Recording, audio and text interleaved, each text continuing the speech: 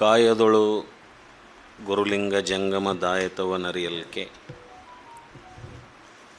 ಸುಲಭೋಪಾಯದಿಂದಿದರೆಟ್ಟು ಬಾಹ್ಯಸ್ಥಲಕ್ಕೆ ಕುರುಹಾಗಿ ದಾಯದೋರಿ ಸಮಸ್ತ ಭಕ್ತನಿಕಾಯವನು ಪಾವನವು ಮಾಡಿದ ರಾಯಪೂರ್ವಾಚಾರ್ಯ ಸಂಗನ ಬಸವ ಶರಣಾರ್ಥಿ. ಪ್ರಾತಸ್ಮರಣೀಯರಾದಂತಹ ಬಸವಾದಿ ಶಿವಶರಣರನ್ನು ನೆನೆದುಕೊಂಡು ವಿಶ್ವದ ಎಲ್ಲ ದಾರ್ಶನಿಕರಲ್ಲಿ ಭಕ್ತಿಯಿಂದ ನಮಸ್ಕರಿಸಿ, ಇಂದು ವಿಶೇಷವಾಗಿ ಮಹಾಮಹಿಮರು ಪ್ರಾತಸ್ಮರಣೀಯರಾದಂತಹ ನಮ್ಮ ರಾಷ್ಟ್ರದ ರಾಷ್ಟ್ರಪತಿಗಳಾಗಿ ಕೆಲಸ ಮಾಡಿದಂತಹ ಬಸವ ಸಮಿತಿಯ ಸಂಸ್ಥಾಪಕರು ಆಗಿರ್ತಕ್ಕಂತಹ ಸನ್ಮಾನ್ಯ ಶ್ರೀ ಲಿಂಗೈಕ್ಯ ಬಿ ಡಿ ಜತ್ತಿಯವರ 112ನೆಯ ಜಯಂತ್ಯೋತ್ಸವದ ಒಂದು ಈ ಸಂದರ್ಭ, ಅದರ ಜೊತೆಗೆ ಬಸವ ಸಮಿತಿಯ 60 ವರ್ಷಗಳನ್ನು ಪೂರೈಸಿದ ಸಂದರ್ಭ. ಬಸವ ಸಮಿತಿ ಪ್ರಾರಂಭವಾಗಿ 60 ವರ್ಷಗಳು ಪೂರೈಸಿದ್ದು, ಅದನ್ನು ಸಂಸ್ಥಾಪನೆ ಮಾಡಿದಂಥ ಹಿರಿಯರಾದಂಥ ಲಿಂಗೈಕ್ಯ ಮಾನ್ಯ ಶ್ರೀ ಬಿ ಡಿ ಜತ್ತಿಯವರು ಅವರ 112ನೇ ಜಯಂತಿ ಕಾರ್ಯಕ್ರಮ. ಅವೆರಡೂ ಕಾರ್ಯಕ್ರಮದ ಅಂಗವಾಗಿ ನಾನು ವಿಶೇಷವಾಗಿ ಪರಮ ಪೂಜ್ಯ ಬಿ ಡಿ ಜತ್ತಿಯವರನ್ನು ಕೂಡ ಈ ಸಂದರ್ಭದಲ್ಲಿ ಭಕ್ತಿಯಿಂದ ನೆನೆದುಕೊಂಡು ಅವರ ಕುರಿತು ಮಾತನಾಡಲಿಕ್ಕೆ ಈಗಷ್ಟರಲ್ಲೇ ನಮ್ಮ ನಾಡಿನ ಅನುಭಾವಿಗಳಾಗಿರ್ತಕ್ಕಂಥ ಶ್ರೀಯುತ ರಂಜಾನ್ ದರ್ಗಾ ಸಾಹೇಬರು ಬರ್ತಾ ಇದ್ದಾರೆ. ಅವರಲ್ಲಿಯೂ ಕೂಡ ನಾನು ವಂದಿಸಿ, ಯಾವತ್ತೂ ಬಸವ ಸಮಿತಿ ಮತ್ತು ಬಸವ ಕೇಂದ್ರದ ಎಲ್ಲ ಪದಾಧಿಕಾರಿಗಳಲ್ಲಿ, ಸದಸ್ಯರಲ್ಲಿ, ಇಲ್ಲಿ ನೆರೆದು ಬಂದಂಥ ಹಿರಿಯರಲ್ಲಿ, ಮಾತೆಯರಲ್ಲಿ, ಆನ್ಲೈನ್ ಮೂಲಕ ವೀಕ್ಷಣೆ ಮಾಡ್ತಾ ಇರತಕ್ಕಂಥ ಎಲ್ಲ ಶರಣತತ್ವ ಪ್ರೇಮಿಗಳಲ್ಲಿ ನನ್ನ ಅನಂತ ಭಕ್ತಿಯ ಶರಣಾರ್ಥಿಗಳು. ಹಿಂದಿನ ವಾರ ಸಂಸಾರ ಹೇಯಸ್ಥಳದ ಕುರಿತು ಕೆಲವಷ್ಟು ಪ್ರಾಸ್ತಾವಿಕದ ಮಾತುಗಳನ್ನು ನಾವು ಆಡಿದ್ವಿ. ಭಾಳ ಸಂಸಾರ ಅಂದರೆ ಏನು, ಅದನ್ನು ನಾವು ಹೇಗೆ ಅರಿಬೇಕು, ಅದನ್ನು ಯಾವ ರೀತಿ ಅರಿತುಕೊಂಡು ನಾವು ಬದುಕನ್ನು ಸಾಗಿಸಬೇಕು, ಅದರ ಜೊತೆಗೆ ಇದ್ಕೊಂಡೇ ಪಾರಮಾರ್ಥವನ್ನು, ಲೌಕಿಕದ ಜೊತೆಗೆ ಪಾರಮಾರ್ಥವನ್ನು ಸರಿದೂಗಿಸಿಕೊಂಡು ಸಮಚಿತ್ತದಿಂದ ಈ ಸಂಸಾರದ ಒಂದು ಶರದಿಯನ್ನು ಹೇಗೆ ದಾಟಬೇಕು ಅಂತಕ್ಕಂಥ ಕೆಲವು ಮಾತುಗಳನ್ನು ಹಿಂದಿನ ವಾರದಲ್ಲಿ ನಾವು ಅದನ್ನು ನೋಡ್ಕೊಂಡಿದ್ವಿ. ಮಾನ್ಯ ಶ್ರೀ ರಂಜಾನ್ ದರ್ಗಾ ಸಾಹೇಬ್ರೀಗ ವೇದಿಕೆಗೆ ಆಗಮಿಸ್ತಾ ಇದ್ದಾರೆ. ಅವರನ್ನು ಈ ಕಾರ್ಯಕ್ರಮಕ್ಕೆ ನಾವು ಆತ್ಮೀಯವಾಗಿ ಸ್ವಾಗತಿಸ್ತಾ, ಈ ರೀತಿಯಾದಂತಹ ಈ ಒಂದು ಸಂಸಾರ ಹೇಯಸ್ಥಳದ ಅಥವಾ ಬದುಕು, ಸಂಸಾರ ಅಂದರೆ ಒಟ್ಟಾರೆ ಬದುಕು, ಮಾನವನ ಈ ಬದುಕು, ಈ ಬದುಕಿನಲ್ಲಿ ಏನಿರಬೇಕು ಅಥವಾ ಏನಿರಬಾರದು ಅಂತಕ್ಕಂಥ ವಿವೇಚನೆಯನ್ನು ಮಾಡಿ, ಬದುಕಿನಲ್ಲಿ ನಾವು ಯಾವುದನ್ನು ಆಯ್ಕೆ ಮಾಡ್ಕೋಬೇಕು, ಯಾವುದನ್ನು ಆಯ್ಕೆ ಮಾಡ್ಕೋಬಾರ್ದು ಅನ್ನುವ ಜ್ಞಾನವನ್ನು ಪಡೆಯುವುದು, ಆ ಜ್ಞಾನವನ್ನು ಪಡೆಯುವುದು ಸಂಸಾರ ಹೇಯಸ್ಥಳವಾಗ್ತದೆ. ಅಂದರೆ ಮೊಟ್ಟ ಮೊದಲು ನಾವು ಅರಿಬೇಕಾದದ್ದೇನು ಅಂದರೆ, ಈ ದೇಹ ಭಾವವನ್ನು ನಾವು ಅಳಿಬೇಕು. ಒಟ್ಟಾರೆ ಸಂಸಾರ ಹೇಯಸ್ಥಳದ ಒಂದು ಸಾರಾಂಶ ಅಂದರೆ, ಈ ದೇಹ ಭಾವ ಅಥವಾ ಈ ಕಾಯ ಭಾವವನ್ನು ನಾವು ಅಳಿಬೇಕು. ಕಾಯ ಭಾವವನ್ನು ಅಳಿಬೇಕು ಅಂತ ಅದರ ಅರ್ಥ ಅಂದರೆ, ಈ ಕಾಯವನ್ನು, ಈ ಶರೀರವನ್ನು ನಾವು ನಿಕೃಷ್ಟಗೊಳಿಸಬೇಕು ಅಥವಾ ಇದನ್ನು ಅಲಕ್ಷ್ಯ ಮಾಡಬೇಕು ಅಂತ ಅರ್ಥ ಅಲ್ಲ. ಇದು ಸ್ಪಷ್ಟವಾಗಿರಬೇಕು. ಈ ಕಾಯ ಭಾವ ಅಂತಂದರೆ ಒಳಗೆ ಆತ್ಮ ಪರಿಶುದ್ಧವಾಗಿರ್ತಕ್ಕಂಥ ಆತ್ಮ, ಪರಿಶುದ್ಧವಾಗಿರ್ತಕ್ಕಂಥ ಆತ್ಮ ಈ ಕಾಯದಲ್ಲಿ, ಈ ಶರೀರದಲ್ಲಿ, ಈ ಪಿಂಡದಲ್ಲಿ ಪ್ರವೇಶ ಮಾಡಿ ಜೊತೆಗೆ ಅವು ತಮ್ಮ ಅಸ್ತಿತ್ವವನ್ನು ಇಟ್ಕೊಂಡು ಹೋಗ್ತಕ್ಕಂಥ ಸಂದರ್ಭದಲ್ಲಿ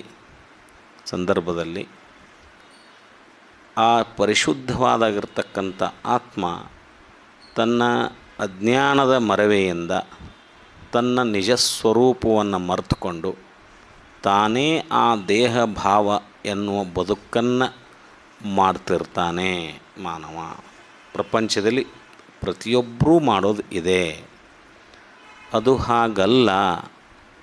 ನೀನು ದೇಹ ಅಲ್ಲ, ನೀನು ದೇಹ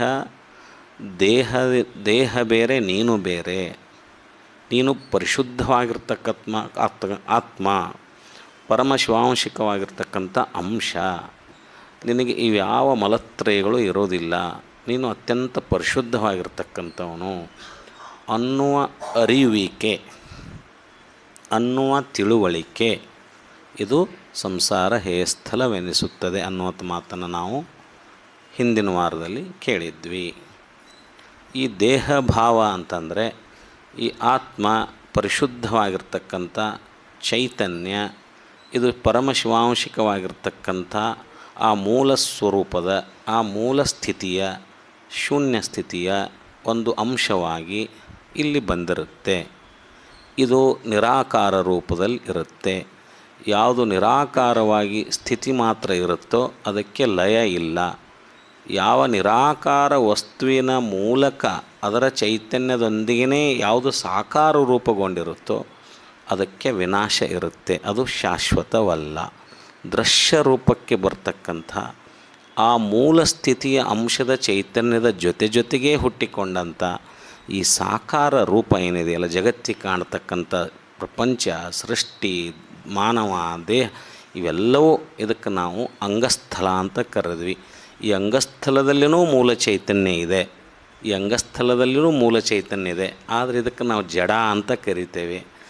ಇದಕ್ಕೆ ಯಾಕೆ ಜಡ ಅಂತ ಕರಿತೇವೆ ಅಂದರೆ ಇದು ಶಾಶ್ವತವಲ್ಲದ್ದು, ಇದಕ್ಕೆ ಜಡ ಅಂತ ಕರಿತೇವೆ. ಯಾವುದು ಶಾಶ್ವತವಾಗಿರುತ್ತೋ ಅದು ಚೈತನ್ಯ ಅಂತ ಕರಿತೇವೆ. ಈ ರೀತಿಯಾದ ಕೆಲವು ವಿಚಾರಗಳನ್ನು ನಾವು ಕಳೆದ ವಾರ ನೋಡ್ಕೊಂಡು ಬಂದ್ವಿ. ಈಗ ಶೂನ್ಯ ಸಂಪಾದನೆಯಲ್ಲಿ ಬರ್ತಕ್ಕಂಥ ಸಂಸಾರ ಹೇಯಸ್ಥಳದ 10 ವಚನಗಳು ಅದು ಪ್ರಭುದೇವರ ವಚನಗಳೇ. ಬೇರೆ ಬೇರೆ ಶರಣರು ಈ ಸ್ಥಳದ ಮೇಲೆ ವಚನಗಳನ್ನು ಕೊಟ್ಟಿದ್ದಾರೆ. ಬಸವಣ್ಣವರ ವಚನಗಳಿದ್ದಾವೆ, ಅಕ್ಕಮಹಾದೇವಿ ವಚನಗಳಿದ್ದಾವೆ. ಆದರೆ ಶೂನ್ಯ ಸಂಪಾದನೆಯಲ್ಲಿ ಮುಖ್ಯವಾಗಿ ಶೂನ್ಯ ಸಂಪಾದನೆಕಾರರು ಪ್ರಭುದೇವರ ವಚನಗಳನ್ನು ಆಯ್ಕೆ ಮಾಡಿಕೊಂಡು ಇಲ್ಲಿ ಸಂಸಾರ ಹೇಯಸ್ಥಳದ 10 ವಚನಗಳನ್ನು ಇಲ್ಲಿ ನಮ್ಮ ಮುಂದೆ ಇಟ್ಟಿದ್ದಾರೆ. ಆ 10 ವಚನಗಳನ್ನು ನಾನು ಇಲ್ಲಿ ನಿರ್ವಚನ ಮಾಡಲಿಕ್ಕೆ ಹೋಗೋದಿಲ್ಲ. ಆಯ್ದ ಕೆಲವು ವಚನಗಳನ್ನು, ಈ ಸಂಸಾರ ಹೇಯಸ್ಥಳದ ಕುರಿತಿದ್ದ ವಚನಗಳನ್ನು ಏನು ಮಾಡೋದು, ನಿರ್ವಚನ ಮಾಡಿ ಮುಂದೆ ಮಾಯಾವಿಲಾಸ ವಿಡಂಬನಾ ಸ್ಥಳಕ್ಕೆ ನಾವು ಮುಂದಿನ ವಾರ ಹೋಗೋಣ ಅಂತಕ್ಕಂಥದ್ದು ಇವತ್ತಿನ ನನ್ನ ಈ ಅನುಭವ ಮಾಲಿಕೆ ಒಂದು ಯೋಜನೆ. ನಾನು ಇವತ್ತೊಂದು 10 ನಿಮಿಷ ಬೇಗ ಮುಗಿಸ್ತೇನೆ. ಅನುಭಾವಿಗಳು ಬಂದಿದ್ದಾರೆ. ಬೇರೊಂದು ಈ ಕಾರ್ಯಕ್ರಮದ ಮುಂದುವರಿಕೆಯಾಗಿ ನಾನು ಆಗಲೇ ಹೇಳಿದ್ನಲ್ಲ, ಪರಮ ಪೂಜ್ಯ ಬಿ ಡಿ ಜಿತ್ತಿಯವರ ಕುರಿತು ಅವರ ನೆನೆಯುವಂಥ ಕಾರ್ಯಕ್ರಮಕ್ಕೆ ವಿಶೇಷವಾಗಿ ನಮ್ಮ ರಂಜಾನ್ ದರ್ಗಾ ಸಾಹೇಬರು ಬಂದಿದ್ದಾರೆ. ಅವರ ಮಾತನ್ನು ನಾವು ಆಲಿಸೋಣ ಅನ್ನುವಂಥ ಮಾತನ್ನು ವಿನಂತಿಯನ್ನು ಮಾಡಿಕೊಂಡು ಇಲ್ಲಿ ಬರ್ತಕ್ಕಂಥ ಮೊದಲನೇ ವಚನ ಸಂಸಾರ ಹೇಯಸ್ಥಳದ ಮೊದಲನೇ ವಚನ, ಈ ಗ್ರಂಥದಲ್ಲಿ ಬರ್ತಕ್ಕಂಥ ಮೊದಲನೇ ವಚನ, ಕಾಯದ ಮೊದಲಿಂಗೆ. ಕಾಯ ಅಂದರೆ ಈ ಶರೀರ. ಕಾಯದ ಮೊದಲಿಂಗೆ ಬೀಜವ್ಯಾವುದೆಂದರಿಯೋ, ಬೀಜ ಯಾವುದೆಂದರಿಯದಿ ಲೋಕವೆಲ್ಲ. ಕಾಯ ಮೊದಲಿಂಗೆ ಬೀಜವಾವುದೆಂದರಿಯದಿ ಲೋಕವೆಲ್ಲ. ಇಂದ್ರಿಯಗಳು ಬೀಜವಲ್ಲ, ಆ ಕಳಾಭೇದವಲ್ಲ. ಸ್ವಪ್ನ ಬಂದೆರಗಿತ್ತಲ್ಲ, ಇಲ್ಲಿ ಉದ್ಗಾರ ಇದೆ. ಸ್ವಪ್ನ ಬಂದೆರಗಿತ್ತಲ್ಲ, ಇದಾವಂಗೆ ತಿಳಿಯಬಾರದಾಗಿ ಶುದ್ಧ ಸುಯಿದಾನವಲ್ಲ ಕಾಣ ಗುಹೇಶ್ವರ. ಇಲ್ಲಿ ಬರ್ತಕ್ಕಂತಹ ಕಾಯದ ಮೊದಲಿಂಗೆ ಬೀಜವಾವುದೆಂದರಿಯದೀ ಲೋಕವೆಲ್ಲ. ಈ ಜಗತ್ತು ನಾವೆಲ್ಲ ಇಲ್ಲಿದ್ದೇವೆಲ್ಲ, ಈ ಕಾಯ ಅಂದರೆ ಈ ದೇಹ, ಈ ದೇಹಕ್ಕೆ ಮೂಲ ಕಾರಣ ಯಾವುದು, ಬೀಜ ಅಂದರೆ ಮೂಲ ಕಾರಣ ಯಾವುದು ಅಂತ ತಿಳ್ಕೊಳ್ಳಿಕ್ಕೆ ಈ ಲೋಕವೆಲ್ಲ ವಿಫಲ ಆಗಿದೆ.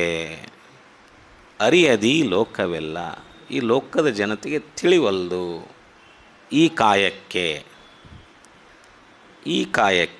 ಈ ಕಾಯಭಾವಕ್ಕೆ ಮೂಲ ಬೀಜ, ಮೂಲ ಕಾರಣ ಯಾವುದೆಂದು ಅರಿಯದಿ ಲೋಕ, ಈ ಲೋಕ ತಿಳ್ಕೋವಲ್ದು.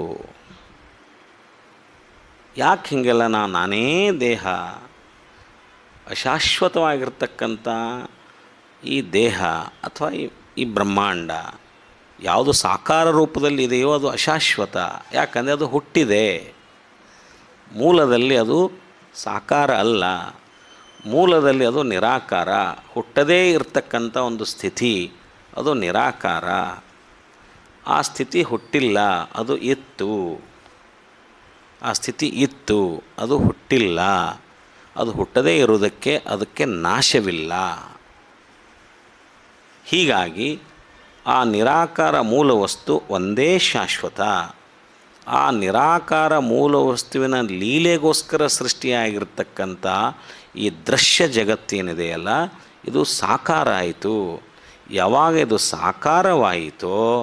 ಸಾಕಾರವಾಯಿತೋ ಅಂದರೆ ಇದರ ಅರ್ಥ ಇದು ಯಾವಾಗ ಸೃಷ್ಟಿಯಾಯಿತೋ, ಮೂಲದಲ್ಲಿ ಇದು ಇರಲಿಲ್ಲ, ಮೂಲದಲ್ಲಿ ಸಾಕಾರ ಇಲ್ಲ. ಸಾಕಾರ ಸೃಷ್ಟಿಯಾಯಿತು, ರಚನೆಯಾಯಿತು. ರಚನೆಯಾಗಿದೆ ಅಂದರೆ ಇದು ಲಯವಾಗುವುದು, ಇದು ಲಯ ಆಗುತ್ತೆ. ಎಲ್ಲಿ ಲಯ ಆಗುತ್ತೆ? ಯಾವುದರಿಂದ ಇದು ಸೃಷ್ಟಿಯಾಗಿದೆಯೋ, ಯಾವುದರ ಗರ್ಭದಿಂದ ಇದು ಉಗಮ ಆಗಿದೆಯೋ ಅದೇ ಗರ್ಭದಲ್ಲಿ ಇದು ಅಡಗಿ ಹೋಗುತ್ತದೆ. ಅದಕ್ಕೆ ಲಿಂಗ ಅಂತ ಕರೆದರು. ಅದೇ ಸಹಜ ಲಿಂಗ, ಅದೇ ಅಣುಲಿಂಗ, ಅದೇ ಸಹಜ ಸ್ಥಳ. ತನ್ನ ಗರ್ಭದಲ್ಲಿ ಇವನ್ನೆಲ್ಲ ಅಡಗಿಸಿಕೊಂಡಿದ್ದು ತನ್ನ ಲೀಲೆಗಾಗಿ ಅದು ಸಾಕಾರಗೊಳಿಸ್ತು, ಸೃಷ್ಟಿ ಮಾಡ್ತು. ಮತ್ತೆ ಅದು ಒಂದು ದಿವಸ ಬೇಡ ಅಂದಾಗ ಅಥವಾ ಲೀಲೆ ತಪ್ಪಿದಾಗ ಸ್ವಯಂಭೂ ತನ್ನ ಗರ್ಭದಲ್ಲಿ ಇರಿಸ್ಕೊಳ್ತದೆ. ಇದು ಶಾಶ್ವತವಾದ ಲಯವೂ ಸಾಧ್ಯ ಉಂಟು, ಅಥವಾ ನಿರಂತರವಾದ ಲಯವೂ ಸಾಧ್ಯ ಉಂಟು. ಶಾಶ್ವತವಾದ ಲಯ ಅಂದರೆ ಪ್ರಳಯ ಅಂತ ಕರಿತೇವೆ ನಾವು. ಪ್ರಳಯ ಆಗ್ಬೋದು. ಈ ಜಗತ್ತಿನಲ್ಲಿ ಪ್ರಳಯ ಆದರೆ ಭೂಮಿ ಹೋಗ್ಬೋದು, ನೀರು ಹೋಗ್ಬೋದು, ಮನುಷ್ಯರು ಹೋಗ್ಬೋದು ಅಂತ ಅಲ್ಲ. ಆ ಸ್ಥಿತಿಯ ಲಯ ಆಗುತ್ತೆ. ಇವತ್ತು ಒಂದು ದೇಶದಲ್ಲಿ ಪರ್ವತ ಇದ್ದರೆ ನಾಳೆ ಏನೋ ಆಗಿ ಪರ್ವತ ಹೋಗಿ ಅದು ಏನೋ ಆಗಬಹುದು. ನಿರಂತರವಾದ ಲಯದ ಕ್ರಿಯೆ ನಡೀತಿರ್ತದೆ. ಮನುಷ್ಯ, ದೇಶ, ಕಾಲ, ಭೂಮಿ, ಇವೆಲ್ಲವೂ ತನ್ನ ರೂಪಾಂತರವನ್ನು ಮಾಡ್ಕೊತಿರ್ತದೆ. ರೂಪಾಂತರವೂ ಒಂದು ಪ್ರಳಯದ ಲಕ್ಷಣವೇ, ಅದು ಪ್ರಳಯವೇ. ಮೊದಲನೇ ರೂಪ ಲಯವಾಗಿ ಮತ್ತೊಂದು ರೂಪ ಬಂತು ಅಂದರೆ ಅದು ಪ್ರಳಯವೇ. ಪ್ರಳಯ ಅಂದರೆ ಶಾಶ್ವತವಾದ ಏನೂ ಇಲ್ಲದಂತೆ ಆಗೋದಲ್ಲ. ಪ್ರಳಯ ಅಂದರೆ ಅದು ಲಯ ಆಗೋದು, ಅದು ಇಲ್ಲದೇ ಆಗೋದು. ಬಾಲ್ಯ ನಮ್ಮದಿಲ್ಲ. ಈಗ ನಮ್ಮ ಬಾಲ್ಯ ಲಯವಾಗಿದೆ, ನಮ್ಮ ಬಾಲ್ಯ ಪ್ರಳಯವಾಗಿದೆ. ಯೌವನ ಇಲ್ಲ, ಈಗ ನಮ್ಮ ಯೌವನ ಲಯವಾಗಿದೆ, ನಮ್ಮ ಯೌವನ ಪ್ರಳಯವಾಗಿದೆ. ನಮ್ಮ ಕರಿ ಕೂದಲು ಇಲ್ಲ, ಈಗ ಬಿಳಿ ಕೂದಲು ಇದೆ. ನಮ್ಮ ಕರಿ ಕೂದಲಿಗೆ ಪ್ರಳಯವಾಗಿದೆ, ಲಯ ಆಯಿತು. ನಿತ್ಯಕ್ರಿಯೆ ಇದು, ಲಯದ ನಿತ್ಯಕ್ರಿಯೆ ಇರುತ್ತೆ. ಯಾಕೆ ಅಂದ್ರೆ ಅದು ಸೃಷ್ಟಿ ಆಗಿದೆ, ರಚನೆಗೊಂಡಿದೆ, ಸಾಕಾರ ರೂಪದಲ್ಲಿ ಬಂದಿದೆ. ಹೀಗಾಗಿ ಅದು ಲಯ ಆಗೋದೆ. ಪ್ರಳಯ ಅಂದರೆ ಏನೂ ಇಲ್ಲದ ದೇಹ ಹೊತ್ತು ಬಂದ ಮೇಲೆ ಒಮ್ಮೆ ಜೀವ ಚೈತನ್ಯ ಹೋದ್ಮೇಲೆ ದೇಹ ಜಡ ಆಗುತ್ತೆ, ಅದು ಕೊನೆಯದು. ಮರಣನೂ ಕೂಡ ಲಯ, ಪ್ರಳಯ. ಆದರೆ ಮರಣ ಒಂದೇ ಸನಕ್ಕೆ ಆಗೋದಿಲ್ಲ, ಮರಣ ಹಂತವಾಗಿ ಬರುತ್ತೆ. ಬಾಲ್ಯದ ಮರಣ ಆಗಿ ಹೋಗಿದೆ, ಯೌವನದ ಮರಣ ಆಗಿ ಹೋಗಿದೆ ಅಲ್ಲ. ನಾವು ಮರಣ ಅಂದರೆ ಒಮ್ಮೆ ದೇಹ ಕೃಶವಾಗಿ ಈ ದೇಹದ ಚೈತನ್ಯ ಅಡಿಗೆ ಹೋದ ಮೇಲೇ ಅದು ಮರಣ ಅಂತ ಕರೆಯೋದು. ಅದು ಅಂತಿಮವಾಗಿರ್ತಕ್ಕಂಥ ಇದು ಪ್ರೊಸೆಸ್ನಲ್ಲಿ it is a end stage of that. ಅದು last stage of that process ಅದು. ಬಟ್ ನಮ್ಮ ಜೀವನದ ಅವಧಿಯಲ್ಲಿನೇ ಎಷ್ಟೋ ಸಂಗತಿಗಳು ಆಗಿ ಹೋಗಿ ಹೊಳ್ಳಿ ನಮ್ಮ ಕೈಗೆ ಸಿಗದ ರೀತಿಯಲ್ಲಿ ಇದಾವಲ್ಲ, ಅದು ಮರಣನೇ, ಅದು ಪ್ರಳಯವೇ. ಆ ಅರ್ಥದಲ್ಲಿ ನಾವು ನೋಡೋಣ. ಈಗ ನೋಡಿ, ಈ ದೇಹ ಭಾವಕ್ಕೆ, ಈ ಕಾಯ ಭಾವಕ್ಕೆ ಬೀಜ ಯಾವುದೊಂದರಿಯದಿ ಲೋಕ ತಿಳಿಯವಲ್ದು ನಮಗೆ. ಈ ದೇಹ ಭಾವಕ್ಕೆ ಕಾರಣ ಏನು ಅಂತ ನಮ್ಗೆ ಗೊತ್ತಾಗವಲ್ದು. ಸುಮ್ಮನೆ ಬದುಕು ಮಾಡಾಕತ್ತೀವಿ ನಾವು, ಸುಮ್ಮನೆ ಅಜ್ಞಾನದಲ್ಲಿ ಇದ್ದೇವೆ. ನಾನೇ ಈ ದೇಹ ಅನ್ನೋ ಜೀವಭಾವದಲ್ಲಿ ನಾವಿದ್ದೇವೆ. ನೀನು ಪರಿಶುದ್ಧವಾದ ಜೀವ ಚೈತನ್ಯ, ಪರಿಶುದ್ಧವಾದ ಆತ್ಮ. ನೀನು ಆ ಶೂನ್ಯ ಸ್ಥಿತಿಯಿಂದ ಬಂದಂಥ ಒಂದು ಅಂಶ. ನೀನು ಭಾಳ ವಿಪರೀತದ ಬೆಳಕು. ನಿನ್ನೊಳಗೊಂದು ವಿಪರೀತದ ಬೆಳಕಿದೆ, ನಿನ್ನೊಳಗೊಂದು ಜ್ಞಾನದ ಶಿಶು ಇದೆ.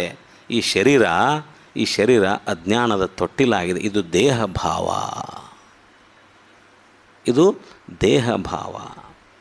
ಈ ಅಜ್ಞಾನದ ತೊಟ್ಟಿಲು ಅಂತಕ್ಕಂಥ ಈ ಶರೀರದಲ್ಲಿ ಆ ಜ್ಞಾನದ ಶಿಶು ಮಲಗಿದೆಯಲ್ಲ, ಅದು ಮಲಗಿದ್ದು ನಮಗೆ ಗೊತ್ತಾಗ್ತಾ ಇಲ್ಲ.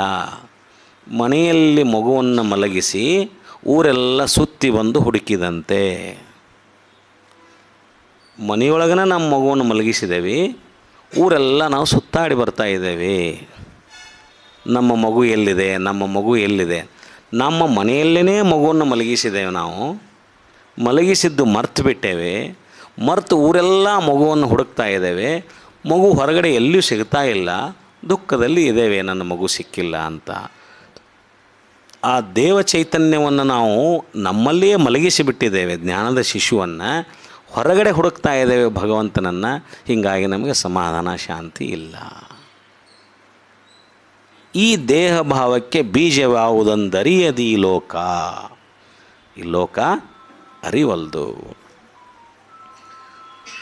ಹಾಗಾದರೆ ಇಂದ್ರಿಯಗಳು ಇದಕ್ಕೆ ಕಾರಣವೇ, ಇಂದ್ರಿಯಗಳು ಇದಕ್ಕೆ ಬೀಜವೇ ಅಂತ ಕೇಳಿದರೆ ಇಲ್ಲ. ಇಂದ್ರಿಯಗಳು ಈ ದೇಹಕ್ಕೆ ಉಪಕರಣಗಳು. ಈ ಕಾಯಪಿಂಡಕ್ಕೆ ಇಂದ್ರಿಯಗಳು ಉಪಕರಣಗಳು. ಇವು ಕಾರಣವಲ್ಲ. ಈ ದೇಹ ಭಾವಕ್ಕೆ ಇಂದ್ರಿಯಗಳು ಕಾರಣವಲ್ಲ. ಹಾಗಾದರೆ ಕಾರಣ ಏನು ಅಂತ ಕೇಳ್ತಾರೆ. ಹಾಗಾದರೆ ಕಾರಣ ಏನು? ಇಂದ್ರಿಯಗಳು ಸುಮ್ಮನೆ ಈ ದೇಹ ಭಾವದಿಂದ ಒಂದಿಷ್ಟು ಆ್ಯಕ್ಷನ್ ಮಾಡಕತ್ತಾವೆ ಅಷ್ಟೇ ಹೊರತು, ಆ್ಯಕ್ಷನ್ನು ಈ ಇಂದ್ರಿಯಗಳು ಕೂಡ ಕಣ್ಣು, ಮೂಗು, ಕಿವಿ, ನಾಲಿಗೆ ಇವನ್ನ ನಾವು ಅಂತ ಇದ್ದೇವೆ. ಇವಕ್ಕರ ಮೂಲಕ ನಾವು ವಿಷಯಗಳನ್ನು ಅರಸಿ ನಾವು ಅಜ್ಞಾನದಲ್ಲಿದ್ದೇವೆ ಅಂತ ನಾವು ಹೇಳ್ತೀವಿ. ಆದರೆ ಈ ದೇಹ ಭಾವಕ್ಕೆ, ಈ ಅಜ್ಞಾನಕ್ಕೆ ಈ ಇಂದ್ರಿಯಗಳು ಕಾರಣ ಅಲ್ಲ. ಇವು ಬರೇ ಈ ದೇಹದ ಉಪಕರಣಗಳು, ಈ ಅಂಗದ ಉಪಕರಣಗಳು. ಹಂಗಾರೆ ಆ ಕಳಾಭೇದ ನೋಡ್ರಿ, ಆ ಕಳಾಭೇದ ಅಂದ್ರೆ ಪರಿಶುದ್ಧವಾದ ಆತ್ಮ ಚೈತನ್ಯ ಐತಲ್ಲ, ಈ ಪರಿಶುದ್ಧವಾದ ಆತ್ಮ ಚೈತನ್ಯರ ಕಾರಣನೇ ಇದಕ್ಕೆ ಅಂತ ಕೇಳ್ತಾರೆ. ಈ ದೇಹ ಭಾವಕ್ಕೆ ಅದು ಅಂತೂ ಮೊದಲೇ ಅಲ್ಲ. ಆ ಕಳಾಭೇದ ಒಳಗೆ ಜೀವ ಚೈತನ್ಯ, ಆತ್ಮ ಚೈತನ್ಯ ಐತಲ್ಲ, ಪರಿಶುದ್ಧವಾದ ಆತ್ಮ ಚೈತನ್ಯ ಐತಲ್ಲ, ಹಂಗಾರೆ ಈ ದೇಹ ಭಾವಕ್ಕೆ ಆಧಾರ ಏನಕ್ಕೆ ಕಾರಣ ಐತಂದ್ರೆ ಅದಂತೂ ಮೊದಲೇ ಅಲ್ಲ. ಹಾಗಾದರೆ ಇದಾವ ಸ್ವಪ್ನ ಬಂದೆರಗಿತ್ತಲ್ಲ, ಇದೂ ಅಲ್ಲ ಅದೂ ಅಲ್ಲ ಅಂತಂದ್ರೆ ಸ್ವಪ್ನ ಇವು ಯಾವೂ ಅಲ್ಲ ಅನ್ನೋ ಟೈಮ್ನೊಳಗೆ ಒಮ್ಮೆಲೇ ನಮಗೆ ಒಂದು ಸ್ವಪ್ನ ಬಂದೆರಗಿತ್ತಲ್ಲ, ಅಂದರೆ ಅಜ್ಞಾನ ಮರವೇ ಅಂತಕ್ಕಂಥ ಸ್ವಪ್ನ. ಅಜ್ಞಾನ ಮತ್ತು ಮರವೇ ಅಂತಕ್ಕಂಥ ಸ್ವಪ್ನ. ನಮ್ಮ ಸ್ವಪ್ನದಲ್ಲಿ ಏನೆಲ್ಲ ಇಲ್ಲದ ಸಂಗತಿಗಳು ನಮಗೆ ಬರ್ತವೆ. ಅದ್ಯಾವುದು ಸತ್ಯ ಅಲ್ಲ. ಎಚ್ಚರ ಆದಮೇಲೆ ಅದು ಕನಸು ಅಂತ ನಾವು ಅರಿತೇವಲ್ಲ, ಹಾಗೆ ಇದು ಈ ಅಜ್ಞಾನ ಮರವೇ ಅಂತಕ್ಕಂಥ ಸ್ವಪ್ನ ಬಂದೆರಗಿದ್ದಕ್ಕೆ ನಾವು ಏನು ತಿಳ್ಕೊಂಡೇವೆ ಅಂದರೆ, ನಾನು ಈ ದೇಹ, ಈ ಇಂದ್ರಿಯಗಳು ಈ ದೇಹ ಭಾವಕ್ಕೆ ಕಾರಣ ಅಂತ ತಿಳ್ಕೊಂಡೇವಿ. ಈ ದೇಹ ಭಾವಕ್ಕೆ ಇಂದ್ರಿಯಗಳೇ ಕಾರಣ ಅಂತ ನಾವು ತಿಳ್ಕೊಂಡೇವಿ. ಅದು ತಪ್ಪು, ಅದು ಭ್ರಮೆ, ಅದು ಅಜ್ಞಾನ ಅಂತ ಹೇಳ್ತಾರೆ ಅವರು. ಹಾಗಾದರೆ ಏನು? ಶುದ್ಧ ಸುವಿಧಾನವಲ್ಲ ಕಾಣ, ಇದು ಆವಂಗೆ ತಿಳಿಯಬಾರದಾಗಿ. ಹಂಗಾರೆ ಇದು ಯಾರಿಗೂ ತಿಳಿಲೇ ಇಲ್ಲ ಅಂತಂದರೆ, ಇದು ತಿಳಿಲೇ ಇಲ್ಲ ಅಂದರೆ ಇದು ತಿಳಿಲೇ ಇಲ್ಲ ಅಂದರೆ ಇದು ಶುದ್ಧ ಸುವಿಧಾನವಲ್ಲ. ಸುವಿಧಾನ ಅಂದರೆ ಪರಿಪೂರ್ಣತೆ, ಪರಿಪೂರ್ಣ ತಿಳುವಳಿಕೆ. ಹಂಗಾರೆ ನಾವು ಇದನ್ನೇನು ತಿಳ್ಕೊಳ್ಳೇ ಇಲ್ಲ ಅಂದ್ರೆ ನಾವು ತಿಳ್ಕೊಂಡಿದ್ದಂಥ ಯಾವುದೇ ಜ್ಞಾನ ಇದ್ದರೂ ಅದು ಶುದ್ಧ ಸುವಿಧಾನ ಆಗೋದಿಲ್ಲ. ಗಜಜ್ಞಾನ, ಕುಕ್ಕುಟ ಜ್ಞಾನ ಅಂತ ಹೇಳಿದ್ನಲ್ರಿ, ಅವೆಲ್ಲ ಜ್ಞಾನ ಏನಾಕ್ಕವಂದ್ರಲ್ಲಿ ಅಜ್ಞಾನ ಆಕ್ಕವಂತ. ನಿಮ್ಮನ್ನು ಅರಿಯದ ಜ್ಞಾನ, ನಿಮ್ಮನ್ನು ಅರಿಯದ ಜ್ಞಾನ ಅಜ್ಞಾನ. ಅದೇ ಇದು ಏನಂತಂದರೆ ಇದು ಇದಾವಂಗೆ ತಿಳಿಯಬಾರದಾಗಿ ಶುದ್ಧ ಸುವಿಧಾನವಲ್ಲ. ಇದು ತಿಳಿಲಿಲ್ಲ ಅಂದ್ರೆ, ಇದು ತಿಳ್ಕೊಳ್ಳದೆ ಬದುಕಾಕತ್ತೀವಿ ಅಂದ್ರೆ ಇದು ಪರಿಪೂರ್ಣವಾದ ಶುದ್ಧವಾಗಿರ್ತಕ್ಕಂಥ ತಿಳುವಳಿಕೆ ಅಲ್ಲ. ಪರಿಪೂರ್ಣವಾದ ಶುದ್ಧವಾದ ತಿಳುವಳಿಕೆ ಅಲ್ಲ ಅಂತಂದರೆ ನಾವು ಅಜ್ಞಾನದಲ್ಲೇ ಇದ್ದೇವೆ. ನಮಗೆ ಸಂಸಾರದ ನಿಜ ಅರ್ಥ ನಮಗೆ ಆಗಿಲ್ಲ. ನಿಜ ಅರ್ಥ ಆಗದೇ ಇದ್ದಾಗ ಆ ಹೇಯಸ್ಥಳ ಎಲ್ಲಿ ಬರುತ್ತೆ ನಮಗೆ? ಅದನ್ನು ನಿರಸನ ಮಾಡ್ತಕ್ಕಂಥ ಭಾವ ನಮಗೆ ಎಲ್ಲಿ ಬರುತ್ತೆ? ಅದರಲ್ಲೇ ಮುಳುಗಿ ಬಿಡ್ತೇವೆ ನಾವು. ಅದಕ್ಕೆ ಹಾಗಲ್ಲ ಅಂತ ತಿಳ್ಕೊಳ್ಳೋದು ಭಾಳ ಅವಶ್ಯಕ ಈ ಸ್ಥಳದಲ್ಲಿ ಅನ್ನುವಂಥ ಒಂದು ವಚನ. ಇನ್ನು ಎರಡನೇ ವಚನ, ಇದು ಸ್ವಲ್ಪ ಭಾಳ ಬೇಗ ತಿಳಿಯುವಂಥ ವಚನ. ಏನು ಅಂತಂದರೆ, ಹಳ್ಳದಲ್ಲಿ ಹುಳ್ಳಿ ಬರುತ್ತಿರಲು. ಹುಳ್ಳಿ ಅಂದರೆ ಕಟ್ಟಿಗೆ, ನೀರಲ್ಲಿ ಕಟ್ಟಿಗೆ ತೇಲ್ಕೊಂಡು ಬರ್ತಿರ್ತದೆ. ಉದಾಹರಣೆ ಕೊಡ್ತಾರವ್ರು. ಹಳ್ಳದಲ್ಲಿ ಹುಳ್ಳಿ ಬರುತ್ತಿರಲು ನೊರೆ ತೆರೆಗಳು ತಾಗದಿಪ್ಪವೇ ಪ್ರಶ್ನೆ ಮಾಡ್ತಾರವ್ರು. ಒಂದು ಹಳ್ಳದೊಳಗೆ ತನ್ನಷ್ಟಕ್ಕೆ ತಾನು ಮುಳುಗೋದಿಲ್ಲ, ಖರೆ ಅದು ಮುಳುಗೋದಿಲ್ಲ, ಅದು ತೇಲ್ತಿರ್ತೈತೆ. ಅದು ಮುಳುಗೋ ಸ್ವಭಾವ ಅಲ್ಲ, ಅದಕ್ಕೆ ತೇಲುವಂಥ ಶಕ್ತಿ ಸಾಮರ್ಥ್ಯ ಐತೆ. ಅದಕ್ಕೆ ಅದು ಮುಳುಗಲಿಕ್ಕೆ ಸಾಧ್ಯನೇ ಇಲ್ಲ. ಅದು ಹಂಗಂತಿಳಿದು ಆ ನೀರಿನಲ್ಲಿ ಬರ್ತಕ್ಕಂಥ ನೊರೆ ತೆರೆಗಳು ಆ ತೇಲ್ತಕ್ಕಂಥ ಕಟ್ಟಿಗೆಗೆ ತಾಗೋದಿಲ್ಲೇನೋ? ತಾಗ್ತಾವು. ಇದು ಈ ಸಾಲಿನ ಅರ್ಥ. ಸಂಸಾರ ಸಾಗರದೊಳಗೆ ಮುಳುಗಾಡುತ್ತಿರ್ಪ ಪ್ರಾಣಿಗಳಿಗೆ, ಶಬ್ದ ನೋಡ್ರಿ ಹೆಂಗೆ ಬಳಸ್ತಾರೆ. ಸಂಸಾರ ಸಾಗರದೊಳಗೆ ಮುಳುಗಾಡುತ್ತಿರ್ಪ ಪ್ರಾಣಿಗಳಿಗೆ ಸುಖ ದುಃಖಗಳು ತಾಗದಿಪ್ಪವೇ. ಈ ಶರೀರದಲ್ಲಿ ಪರಿಶುದ್ಧವಾದ ಆತ್ಮ ಇದೆ, ಸಂಶಯ ಇಲ್ಲ. ಅಜ್ಞಾನದಿಂದ ನಾವು ಅದನ್ನು ಮರೆತು ದೇಹನೇ ನಾನು ಅಂತ ತಿಳ್ಕೊಂಡು ಈ ಸಂಸಾರ ಸಾಗರದಲ್ಲಿ ನಾವು ಹೊರಡ್ತಾ ಇದ್ದೇವೆ. ಹೀಗಿರುವಾಗ ಈ ದೇಹನೇ ನಾನು ಅಂತ ತಿಳ್ಕೊಂಡು ಹೋಗೋ ಹೊತ್ನ್ಯಾಗ ಇದು ನಮ್ಮನ್ನು ಪೂರ್ತಿ ಮುಳುಗಿಸುವಲ್ದು ಸಾಗರದೊಳಗೆ. ಯಾಕಂದರೆ ಕಟ್ಟಿಗೆ ಗುಣ ತೇಲೋದು. ಈ ಶರೀರದಲ್ಲಿ ಪರಿಶುದ್ಧವಾದ ಆತ್ಮ ಚೈತನ್ಯ ಇರೋದರಿಂದ ನಮ್ಮನ್ನು ಪೂರ್ತಿನೂ ಮುಳುಗಿಸ್ಕೊಡವಲ್ದದು. ಕಾಲಲ್ಲಿ ಕಟ್ಟಿದ ಗುಂಡು, ಕೊರಳಲ್ಲಿ ಕಟ್ಟಿದ ಬೆಂಡು, ಹೌದಾ? ತೇಲಲಿಯದು ಗುಂಡು, ಮುಳುಗಲಿಯದು ಬೆಂಡು. ಪರಿಶುದ್ಧವಾದ ಆತ್ಮ ಚೈತನ್ಯ ಬೆಂಡಿದ್ದಂಗೆ ಅಂತ ಮುಳುಗಿಸ್ಕೊಡ ಅನ್ನೋದು. ಕಾಲಲ್ಲಿ ಕಟ್ಟಿದ ಗುಂಡು ಜಡ, ಅದು ಯಾವತ್ತು ನಮ್ಮನ್ನು ಮುಳುಗಿಸ್ತದೆ. ಅದು ವಿಷಯ ವಸ್ತುಗಳ ಕಡೆ ಹರಿಸ್ತದೆ. ಅದು ಇಂತಪ್ಪ ಸಂಸಾರ ಶರದಿಯ ದಾಂಟಿಸು. ನೋಡ್ರಿ ಎಂಥ ಮಾತು. ಸಂಸಾರದ ಶರದಿ, ತೇಲಲಿಯದು ಗುಂಡು, ಮುಳುಗಲಿಯದು ಬೆಂಡು. ಈ ಸ್ಥಿತಿ ಇದು. ಯಾಕೆ? ಆತ್ಮ ಪರಿಶುದ್ಧವಾದ ಆತ್ಮ ಈ ಶರೀರದಲ್ಲಿ ಇರೋದರಿಂದ ಸಂಪೂರ್ಣವಾಗಿ ನಾವು ಅಜ್ಞಾನದಲ್ಲಿ ಇರಲಿಕ್ಕಾಗೋದಿಲ್ಲ. ಯಾವಾಗೋ ಆ ಮಬ್ಬುಗತ್ತಲಿನಲ್ಲಿ ಒಂದಿಷ್ಟು ಅರಿವಿನ ಬೆಳಕು ಇಣಕ್ಕೆ ಹಾಕ್ತಿರ್ತೈತೆ. ಅದು ಯಾವಾಗಾರ ಒಮ್ಮೆ ಇಣಕ್ಕೆ ಹಾಕ್ತಿರ್ತೈತೆ. ಯಾವಾಗ ಒಮ್ಮೆ ನಮ್ಮ ವೈರಾಗ್ಯ ಬಂದಂಗೆ ಆಗ್ತದೆ. ಏನಪ್ಪ ಸಾಕಿದ ಸಂಸಾರ ಅನ್ನಿಸ್ತಿರ್ತದೆ, ರಗಡ ಆತ್ಮ ಇದಂತ. ಯಾವಾಗಲೂ ಸ್ಮಶಾನಕ್ಕೆ ಹೋದಾರ ಒಂದು ವೈರಾಗ್ಯ ಬರುತ್ತೆ, ಸ್ಮಶಾನ ವೈರಾಗ್ಯ. ಇದು ಯಾಕೆ ಬರುತ್ತೆ ಅಂದರೆ ಅಲ್ಲಿ ಒಂದು ಬೆಳಕು ಐತಿ, ಅಲ್ಲೊಂದು ಅರಿವು ಐತಿ, ಅದು ನಮ್ಮನ್ನು ಎಚ್ಚರಿಸ್ತಿರ್ತೈತೆ. ಅದು ಅವಾಗ ಮತ್ತು ನಾವು ಒಂದಿಷ್ಟು ಏನಿಲ್ಲಪ್ಪ ಇದು ಎಲ್ಲಿ ಹೋಗುವಾಗ ಏನು ಕಟ್ಕೊಂಡು ಹೋಗಂಗಿಲ್ಲ, ನಾವೆಲ್ಲ ಇಲ್ಲೇ ಬಿಟ್ಟು ಹೋಗೋದು ಅಂತ ಮತ್ತೇನೋ ಒಂದಿಷ್ಟು ಸಂಸಾರ ಸ್ಥಳಕ್ಕೆ ಬಂದಂಗೆ ಆಕ್ಕಿರ್ತೈತಿ. ಯಾವುದಪ್ಪ ಏನಲ್ಲ, ಎಷ್ಟರಷ್ಟು ಆ ಅಜ್ಞಾನದ ಕತ್ತಲನ್ನು ಎಷ್ಟರ ಮಟ್ಟಿಗೆ ಓಡಿಸ್ಲಿಕ್ಕೆ ನಾವು ಯಶಸ್ವಿ ಆಗ್ತೇವಲ್ಲ, ಅಷ್ಟು ನಮ್ಮಲ್ಲಿರುವ ಬೆಳಕಿನ ಪ್ರಮಾಣ ಹೆಚ್ಚಾಕೈತಿ. ನಾನು ಹೇಳಿದ್ನಲ್ಲ ನಿಮಗೆ, ಹೋದ ವಾರ ಹೇಳಿದ್ನಲ್ಲ ನಾನು, absence of darkness is nothing but absence of light ಅಂತ ಹೇಳಿದ್ನಲ್ಲ. ಹೌದಾ? ಜ್ಯೋತಿಯ ಬಲದಿಂದ ತಮಂಧದ ಕೇಡು. ಜ್ಯೋತಿಯ the very presence of light leads to disappearance of darkness ಅಂತ ಹೇಳಿದ್ನಲ್ಲ. ಜ್ಯೋತಿಯ ಬಲದಿಂದ ತಮಂಧದ ಆ ಜ್ಞಾನದ ಬೆಳಕು, ಅರಿವಿನ ಬೆಳಕು ಒಂದೀಟು ಹೆಚ್ಚು ಮಾಡ್ಕೊತ ಹೋದಂಗೆ ಸಂಸ್ಕಾರ ಕೊಟ್ಟು ಅನುಭವ ಕೇಳಿ, ಮನದ ಮೈಲಿಗೆಯನ್ನು ತೊಳೆಯುವಂಥ ಅನುಭವವನ್ನು ಕೇಳಿ, 4 ಜನರ ಜೊತೆ ಮಧ್ಯದಲ್ಲಿ ಸಂಘವನ್ನು ಸರಿ ಮಾಡಿಕೊಂಡು ಅರಿವಿನ ತೃಪ್ತಿಗೆ ಅನುಭವವೇ ಆಶ್ರಯ ಅಂತ. ಲಿಂಗಾನುಭಾವದಿಂದ ನಿಮ್ಮ ಕಂಡೆನ್ನು ಮರೆದನಾಗಿ ಕೂಡಲ ಸಂಗಮ ದೇವ. ಲಿಂಗಾನುಭಾವದಿಂದ ನಿಮ್ಮನ್ನು ಕಂಡೆ ನಾನು, ನಿಮ್ಮನ್ನು ಕಂಡು ನನ್ನ ಮರೆತುಕೊಂಡೆ, ನನ್ನ ದೇಹಭಾವ ಮರೆತು ಹೋಗಿಬಿಡ್ತು ನಂದು ಅಂತ. ನೋಡಿ ಅಂತ ಮಾತು. ನಿಮ್ಮ ಕಂಡೆನ್ನು ಮರೆದನಾಗಿ, ನನ್ನ ಮರೆತೆ ಅಂದ್ರೆ ಅರ್ಥ ಏನಾದ್ರ ಅರ್ಥ, ನನ್ನ ದೇಹಭಾವನ ಮರೆತುಕೊಂಡು ಬಿಟ್ಟೆ. ನಾನು ಇಲ್ಲಿವರೆಗೆ ಏನು ನನ್ನ ದೇಹಭಾವ ಅಂತಿದ್ದು, ನಾನು ನನ್ನ ದೇಹ ಅಂತ ಅದನ್ನು ಮರೆತು ಬಿಟ್ಟೆ ನಾನು. ನಿಮ್ಮ ಕಂಡೆನ್ನು ಮರೆದನಾಗಿ ಕೂಡಲ ಸಂಗಮ ದೇವ. ಈ ಭಾವವನ್ನು ಬೆಳೆಸ್ಕೋಬೇಕು ನಾವು.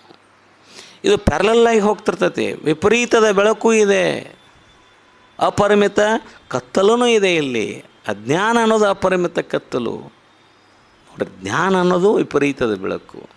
ಇವೆರಡೂ ಕೂಡಿರ್ತಾವೆ. ಹೀಗಾಗಿ ತೇಲಲಿಯದು ಗುಂಡು, ಮುಳುಗಲಿಯದು ಬೆಂಡು. ಇಂತಪ್ಪ ಸಂಸಾರ ಶರದಿಯದ ಅಂಟಿಸು. ನೋಡಿ, ಇಲ್ಲೂ ಅದೇ ಬರುತ್ತೆ. ಸಂಸಾರ ಸಾಗರದೊಳಗೆ ಮುಳುಗಾಡುತ್ತಿರುವ ಪ್ರಾಣಿಗಳಿಗೆ, ಯಾರು ಅಜ್ಞಾನದಲ್ಲಿ ಸಂಸಾರ ಸಾಗರದಲ್ಲಿ ತೇಲಾಡಕತ್ತಾರಲ್ಲ, ತಮ್ಮ ಮೂಲ ಸ್ವಸ್ವರೂಪದ ಜ್ಞಾನ ಇಲ್ದಂಗೆ ಆರೋಪಿತವಾಗಿ ನಾವು ಅದೇವಿ. ನಾನೇ ಈ ದೇಹ ಅಂತಕ್ಕಂಥ ಆರೋಪಿತ ನಮ್ಮ ಮೇಲಿದೆ. ಸ್ವಸ್ವರೂಪದ ಜ್ಞಾನ ನಮಗಿಲ್ದಾಗ ನಾವು ಆ ಜಗತ್ತಿನಲ್ಲಿ ಕಾಣ್ತಕ್ಕಂಥ ಎಲ್ಲ ಪ್ರಾಣಿ ಪಶು ಪಕ್ಷಿಗಳಿಗೆ ಅಂತ ನಾವು ಹಾಕ್ತೇವೆ ಅಂತ ಆ ಶಬ್ದ ಬಳಸ್ಯಾರ ಅವರು. ಆ ಪ್ರಾಣಿಗಳಿಗೆ ಸುಖ ದುಃಖಗಳು ತಾಗದಿಪ್ಪವೇ, ಮತ್ತು ತಾಗತ್ತಾವು. ಅಜ್ಞಾನದೊಳಗಿದ್ವಿ ಅಂದ್ರೆ ನಾವು ಸುಖ ದುಃಖ ರಾಗದ್ವೇಷಗಳು ನಮ್ಮ ಮನಸ್ಸಿಗೆ ಫೀಲ್ ಆಗ್ತಾವೆ. ಆ ಜ್ಞಾನ ಇದಲ್ಲ, ನಾನು ಬೇರೆ ಇದ್ದೇನೆ. ನಾನು ಹೇಳಿದ್ನಲ್ಲ, ಸಪ್ರೇಟ್ ಎಂಟಿಟಿ ಇದೆ. ಇದಕ್ಕೊಂದು ದೇಹಕ್ಕೊಂದು ಸಪ್ರೇಟ್ ಎಂಟಿಟಿ ಇದೆ, ಈ ಆತ್ಮ ಚೈತನ್ಯಕ್ಕೊಂದು ಸಪ್ರೇಟ್ ಎಂಟಿಟಿ ಇದೆ. ಈ ಭಾವ ಬೆಳೆಸ್ಕೊಂಡ್ವಿ ಅಂದ್ರೆ, ಇವ್ಯಾವು ನಮ್ಮ ಅಲ್ಲ ಅಂತಕ್ಕಂಥ ಭಾವ ಬಂದ್ರೆ ಅವು ಎಷ್ಟೇ ಸುಖ ದುಃಖಗಳು ಬಂದರೂ ಕೂಡ ಅದು ನಮಗೆ ತಾಗೋದಿಲ್ಲ ಅನ್ನುವಂಥ ಮಾತು. ಆ ಅರ್ಥದಲ್ಲಿ ಇದು ಕಾರಣ ಮೂರ್ತಿಯಾದುದಕ್ಕೆ. ಇದು ಶಬ್ದ ನೋಡಿ, ಸಾಕಾರಗೊಂಡದ್ದಕ್ಕೆ, ಮೂರ್ತಿಯಾದುದಕ್ಕೆ. ನಿರಾಕಾರಕ್ಕೆ ಯಾವಾಗಲೂ ಸುಧಕ್ಕಕ್ಕೆ ಇಲ್ಲ. ಮೂರ್ತಿಯಾದುದಕ್ಕೆ ಒಡಲುಗೊಂಡವನೆಂದು ಜರಿದು ನುಡಿಯಲು ಬೇಡ. ಒಡಲುಗೊಂಡವ ಹಸಿವ ಹುಸಿವ, ನೀನೊಮ್ಮೆ ಒಡಲುಗೊಂಡು ಕಾಣ ರಾಮನಾಥ. ಮೂರ್ತಿಯಾದುದಕ್ಕೆ, ಸಾಕಾರ ಆಗಿದ್ದಕ್ಕೆ ಪ್ರಳಯ ತಪ್ಪದು ಕಾಣ ಗುಹೇಶ್ವರ. ಆಗಲೇ ಹೇಳಿದ್ನಲ್ಲ, ಸೃಷ್ಟಿಯಾಗಿ ಸಾಕಾರ ರೂಪಕ್ಕೆ ಬಂದಾಗ ಅದು ಲಯ ಆಗಲೇಬೇಕು, ಅದು ಪ್ರಳಯ ಆಗಲೇಬೇಕು. ಪ್ರಳಯ ಅಂದರೆ ಅಂತ್ಯ, ಶಾಶ್ವತವಾದ ಅಂತ್ಯನೂ ಆಗ್ಬೋದು, ಎಂದಾಗುತ್ತೋ ಗೊತ್ತಿಲ್ಲ. ಇದು ಸೃಷ್ಟಿ ರಚನೆ ಆಗಿಬಿಟ್ಟಿದೆ, ಆದರೆ ನಿರಂತರವಾದ ಲಯ ಇದೆ, ಇಲ್ಲಿ ಪ್ರಳಯ ಇದೆ ಅನ್ನೋಂಥ ನಾನು ಉದಾಹರಣೆ ಕೊಟ್ಟೆ. ಇನ್ನು ಇಲ್ಲಿ ಸಿದ್ಧಲಿಂಗೇಶ್ವರರ ಒಂದು ವಚನ ಇದೆ, ಯಡಿಯೂರು ಸಿದ್ಧಲಿಂಗೇಶ್ವರ ಶಿವಗಳ ಒಂದು ವಚನ ಇದೆ. ಸಂಸಾರವೆಂಬ ವಿಷವೃಕ್ಷಕ್ಕೆ, ಆಗಲೇ ಸಂಸಾರವೆಂಬುದು ಶರದಿ ಅಂತ ಹೇಳಿದರು. ಏನೇನು ಎದಕ್ಕೆ ಹೋಲಿಸ್ತಾರೆ ನೋಡ್ರಿ. ಸಂಸಾರವೆಂಬ ವಿಷವೃಕ್ಷಕ್ಕೆ ಪಂಚೇಂದ್ರಿಯಗಳೇ ಶಾಖೆಗಳು. ಆಗಲೇ ಉಪಕರಣ ಅಂತ ಹೇಳಿದ್ನಲ್ಲ, ಪಂಚೇಂದ್ರಿಯಗಳೇ ಶಾಖೆಗಳು. ಪಂಚಕ್ಲೇಶಗಳೇ ಫಲವು. ಕ್ಲೇಶ ಅಂದರೆ ದುಃಖ. ದುಃಖದಲ್ಲಿ 5 ಥರ. ಪಂಚಕ್ಲೇಶಗಳೇ ಫಲವು, ಪಂಚ ವಿಷಯಗಳೇ ರಸವು. ಆ ಫಲದ ರಸ ಯಾವುದಂದ್ರೆ ಪಂಚ ವಿಷಯಗಳು, ರೂಪ ಗಂಧ ರಸ ಹೌದಾ? ಒಂದೊಂದು ಒಂದೊಂದು ಇಂದ್ರಿಯಕ್ಕೆ ಒಂದೊಂದು. ಕಣ್ಣು ಇದು ಇಂದ್ರಿಯ, ಈ ಕಣ್ಣಿಗೆ ರೂಪ ವಿಷಯ ಆಗ್ತದೆ.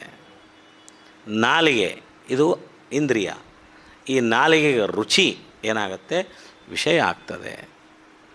ಹೌದಾ? ಕಿವಿ ಇದೊಂದು ಇಂದ್ರಿಯ, ಇದಕ್ಕೆ ಶಬ್ದ, ಶಬ್ದ ಏನಾಗುತ್ತೆ, ವಿಷಯ ಆಗ್ತದೆ. ಹೌದಾ? ಮತ್ತು ಯಾವುದು ಉಳಿತು? ಚರ್ಮ ಇದು ಇಂದ್ರಿಯ, ಇದಕ್ಕೆ ಸ್ಪರ್ಶ ಜ್ಞಾನ ಏನಿದೆಯಲ್ಲ ಇದು ವಿಷಯ ವಸ್ತು ಆಗ್ತದೆ. ಈ ರೀತಿ ಪಂಚ ಇಂದ್ರಿಯಗಳಿಗೆ ಪಂಚ ವಿಷಯಗಳು ಏನಾಗ್ತವೆ, ರಸ ಆಗ್ತದೆ. ಪಂಚ ಕ್ಲೇಶಗಳೇ ಫಲ ಆಗ್ತಾವೆ, ದುಃಖ, ದುಃಖಗಳು 5 ಥರನಾದ ದುಃಖಗಳು ಬರ್ತಾವೆ ನಮಗೆ ಅಂತಕ್ಕಂಥ ಮಾತು. ಮುಂದೆ ಈ ಫಲವ ಬಯಸಿ ಮೆದ್ದವರೆಲ್ಲ ಇಂಥ ಸಂಸಾರದ ವಿಷವೃಕ್ಷದ ಫಲ ಏನೈತಲ್ಲ, ದುಃಖದ ಫಲ ಏನೈತಲ್ಲ, ಕ್ಲೇಶದ ಫಲ ಐತಲ್ಲ, ಆ ಕ್ಲೇಶದ ಫಲದಿಂದ ರಸ ಎಂಥದ್ದು ಬರ್ಬೋದು ವಿಚಾರ ಮಾಡಿ. ರಸ ಎಂಥದ್ದು ಬರ್ಬೋದು? ಆ ರಸ ವಿಷಯಗಳೇ ರಸ, ಯಾವ ವಿಷಯಗಳು ಬಂದರೂ ರಸ ಆಗ್ತಾವೆ. ಇಂಥ ಫಲವ ಬಯಸಿ ಮೆದ್ದವರೆಲ್ಲ ಮರಣಕ್ಕೊಳಗಾದರೂ. ಪ್ರಳಯ, ಇವರೆಲ್ಲ ಮರಣಕ್ಕೊಳಗಾದರು. ಅದನರಿದು ಆ ಫಲವ ನಾನು ಮುಟ್ಟೆನು ಕಾಣ ನಿಜ ಗುರು ಸ್ವತಂತ್ರ ಸಿದ್ಧಲಿಂಗೇಶ್ವರ. ಎಷ್ಟು ನೇರವಾಗಿ ಹೇಳ್ಯಾರ ನೋಡಿ. ಅದಕ್ಕೆ ನಾನು ಆ ಫಲ ಮುಟ್ಟೋದಿಲ್ಲ, ಆ ಹಣ್ಣನ್ನು ನಾನು ಮುಟ್ಟೋದಿಲ್ಲ. ಯಾಕಂದ್ರೆ ಅದು ಸಂಸಾರದ ವಿಷವೃಕ್ಷದಿಂದ ಬಂದಂಥ ಹಣ್ಣದು. ಅದಕ್ಕೆ ನಾನು ಆ ಫಲವನ್ನು ಮುಟ್ಟೋದಿಲ್ಲ, ಮೆಲ್ಲೋದಿಲ್ಲ, ತಿನ್ನೋದಿಲ್ಲ. ಆ ಫಲದಿಂದ ಬರ್ತಕ್ಕಂಥ ಆ ರಸ ಏನಿದೆಯಲ್ಲ, ಆ ರುಚಿ ಏನಿದೆಯಲ್ಲ, ಅದು ನನಗೆ ಬೇಡ. ನಾನು ಪಂಚ ಕ್ಲೇಶಗಳು ಯಾವುವು, ಪಂಚ ದುಃಖಗಳನ್ನು ಯಾವನು ಬಿಡಿಸ್ಲಿಕ್ಕೆ ಹೋಗೋದಿಲ್ಲ. ಇಲ್ಲಿ ನಮಗೆ ಚನ್ನಬಸವಣ್ಣವರೊಂದು ವಚನ ಬರುತ್ತೆ, ಭಾಳ ಸುಂದರವಾದ ಒಂದು ವಚನ ಅದು.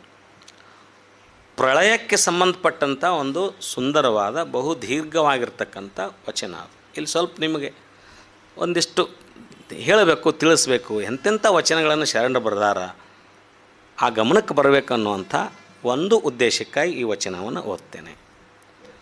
ನಮಗೆ ಒಟ್ಟು 18 ಯುಗಗಳ ಲೆಕ್ಕವನ್ನು ಕೊಡ್ತಾರೆ ಅವರು ಆ ವಚನದಲ್ಲಿ. ನಮಗೆ ಗೊತ್ತಿರೋದು 4 ಯುಗ, ಕೃತ, ಆಮೇಲೆ ತ್ರೇತ ಮತ್ತು ದ್ವಾಪರ ಮತ್ತು ಕಲಿಯುಗ. ಇವು 4 ಯುಗದ ಬರ್ತೀವಿ. ಬಟ್ ಶರಣರು ನಮಗೆ ಒಟ್ಟು 18 ಯುಗದ ಲೆಕ್ಕವನ್ನು ಕೊಡ್ತಾರೆ. ಆ ಯುಗದ ಹೆಸರುಗಳನ್ನು ಹೇಳ್ತಾರೆ. ಅವು ಯಾವ ಅಂತಂದರೆ, ಚನ್ನಬಸವಣ್ಣವ್ರ ವಚನನೇ ಇದು. ಅನಂತ, ಅದ್ಭುತ, ತಮಂಧ, ತಾರಜ, ತಂಡಜ, ಭಿನ್ನಜ, ಇವೆಲ್ಲ ಯುಗಗಳ ಹೆಸರಿವು. ಮೊದಲೇ ಯುಗ ಅನಂತ ಯುಗ. ಅನಂತ, ಅದ್ಭುತ, ಅದ್ಭುತ ಅನ್ನೋದು ಯುಗ. ತಮಂಧ ಅನ್ನೋದು ಯುಗ. ತಾರಜ, ತಂಡಜ, ಭಿನ್ನಜ, ಭಿನ್ನಾಯುಕ್ತ, ಅದ್ಭುತ, ಅಮದಾಯುಕ್ತ, ಮಣಿರಣ, ಮಾನ್ಯರಣ, ವಿಶ್ವಾರಣ, ವಿಶ್ವಾವಸು, ಅಲಂಕೃತ, ಇಲ್ಲಿಗೆ 14. ಕೃತಯುಗ, ತ್ರೇತಾಯುಗ, ದ್ವಾಪಾರ ಯುಗ, ಕಲಿಯುಗ, 18 ಯುಗಗಳು. ಮುಂದೆ ಇಲ್ಲಿ ಇಂತಿ 18 ಯುಗಗಳಲ್ಲಿ ಹುಟ್ಟಿದವಾವೆಂದಡೆ ಏನೇನು ಹುಟ್ಟಿದು, ಈ 18 ಯುಗದಲ್ಲಿ ಏನೇನು ಹುಟ್ಟಿದು, ಸೃಷ್ಟಿ ಆದು ಅನ್ನೋದನ್ನು ಹೇಳ್ತಾರೆ ಇಲ್ಲಿ. ಅನಂತವೆಂಬ ಯುಗದಲ್ಲಿ ಸಾಕ್ಷಾತ್ ಸರ್ವಜ್ಞ ತಾನೊಬ್ಬನೇ ಇದ್ದ. ಸಹಜ ಸ್ಥಳದಲ್ಲಿ ಅದಕ್ಕೊಂದು ಕಾಲ ಕೊಟ್ಟರು, ಆ ಕಾಲ ಅದೊಂದು ಯುಗ ಆಯಿತು. ಆ ಯುಗದ ಹೆಸರು ಅನಂತ ಯುಗ. ಅನಂತವೆಂಬ ಯುಗದಲ್ಲಿ ಸಾಕ್ಷಾತ್ ಸರ್ವಜ್ಞ ತಾನೊಬ್ಬನೇ ಇದ್ದ. ಅದ್ಭುತವೆಂಬ ಯುಗದಲ್ಲಿ ಪಾರ್ವತಿ ಹುಟ್ಟಿದಳು, ಶಕ್ತಿ.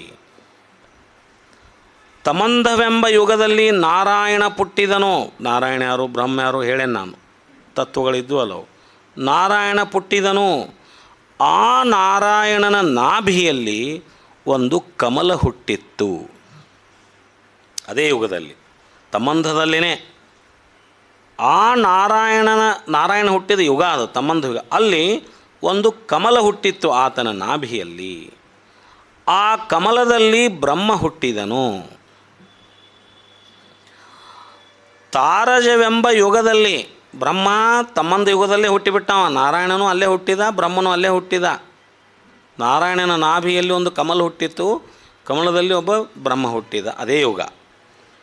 ತಾರಜವೆಂಬ ಯುಗದಲ್ಲಿ ಆ ಬ್ರಹ್ಮಂಗೆ ಅಜನೆಂಬ ಹೆಸರಾಯಿತು. ಆ ಬ್ರಹ್ಮನಿಗೆ ಹೆಸರು ಬಂತು.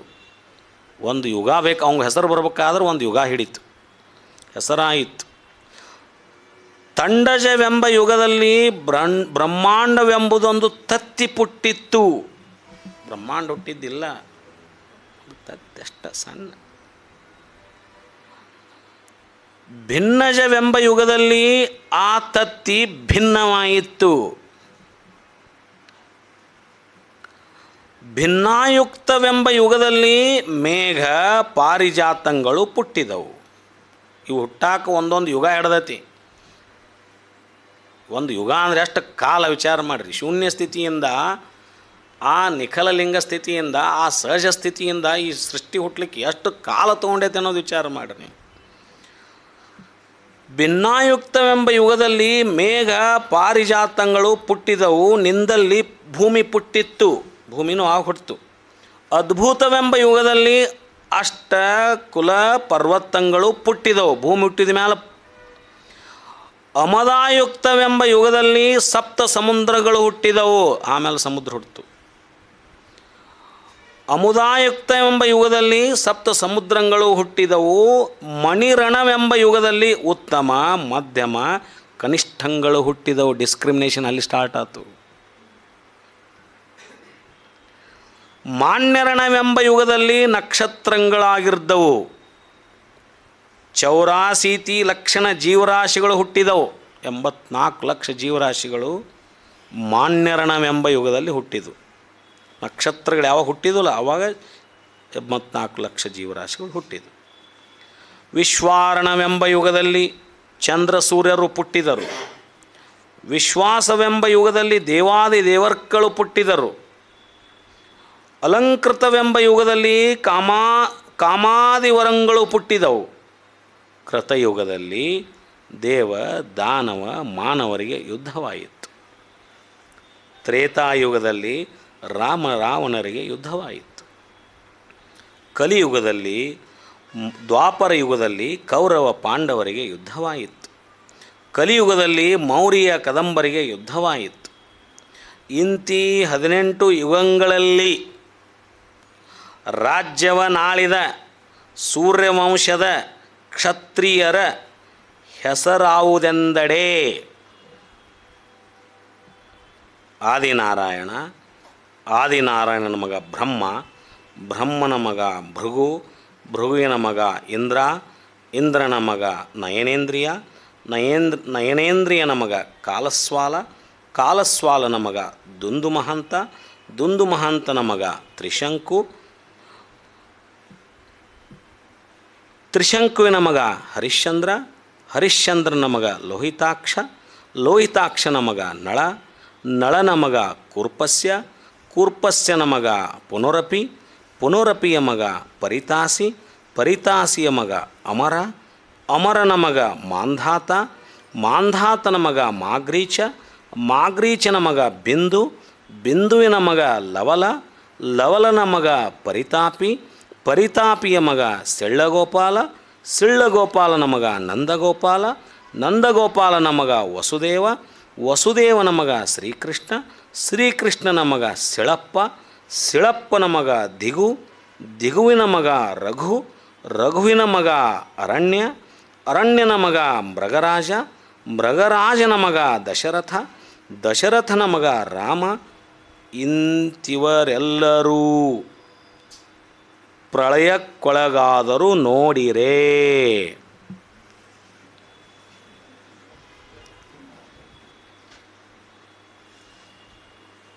ಇಂತಿವರೆಲ್ಲರೂ ಪ್ರಳಯಕ್ಕೊಳಗಾದರೂ ನೋಡಿರೇ ಪ್ರಳಯರಹಿತ ನಮ್ಮ ಸಂಗನ ಬಸವಣ್ಣ. ರೋಮಾಂಚನ ಆಗ್ಬೇಕಲ್ಲ. ಪ್ರಳಯರಹಿತ ನಮ್ಮ ಸಂಗನ ಬಸವಣ್ಣ, ಕೂಡಲ ಚೆನ್ನ ಸಂಗಮ ದೇವರು ತಾನು ತಾನಾಗಿರ್ದರು. ಎಷ್ಟು ಅದ್ಭುತವಾದ ಮಾತು.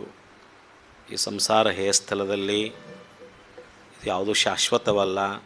ಸಾಕಾರವಾಗಿರ್ತಕ್ಕಂಥದ್ದೆಲ್ಲವೂ ಒಂದು ದಿವಸ ಅಳೆದು ಹೋಗೋದು. ಈ ದೇಹ ಭಾವವನ್ನು ಬಿಟ್ಟು, ಈ ದೇಹ ಭಾವವನ್ನು ಅಳ್ಕೊಂಡು ನಾವು ಲೌಕಿಕ ಮತ್ತು ಪಾರಮಾರ್ಥವನ್ನು ಸಮಚಿತ್ತದಲ್ಲಿ ಒಯ್ಯೋದಾದರೆ, ಶರಣರು ಮಾಡಿದ್ದದೇ ಮಾಡೋದಾದರೆ ಅದಕ್ಕೆ ನಾವು ಸಂಸಾರ ಹೇಯಸ್ಥಳ ಅಂತ ಕರಿತೇವೆ. ಅನುಭಾವಿಗಳು ಬಂದಿದ್ದಾರೆ. ಇವತ್ತು 15 ನಿಮಿಷ ನಾನು ಬೇಗನೆ ಮುಗಿಸ್ತಾ ಇದ್ದೇನೆ. ಮುಂದಿನ ವಾರ ಇದರ ಮೇಲಿನ ಇನ್ನೂ 4 ವಚನಗಳು, ಇದು ಸಂಸಾರ ಹೇಯಸ್ಥಳದ ಇನ್ನೂ 4 ವಚನಗಳು ಮುಂದುವರಿತಾವೆ. ಎಲ್ಲರಿಗೂ ಸರ್ವರಿಗೂ ಭಕ್ತಿಯ ಶರಣಾರ್ಥಿಗಳು.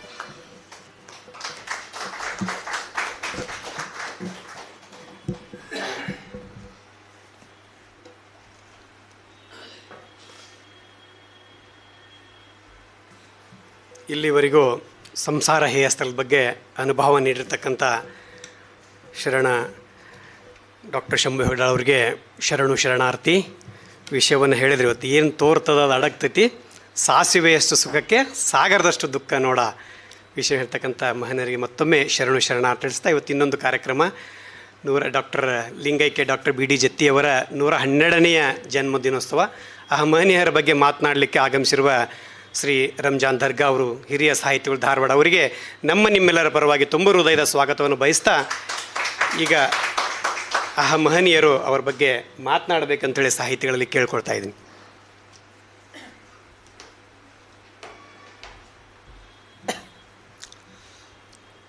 ಸರ್ವರಿಗೂ ಶರಣಾರ್ಥಿ.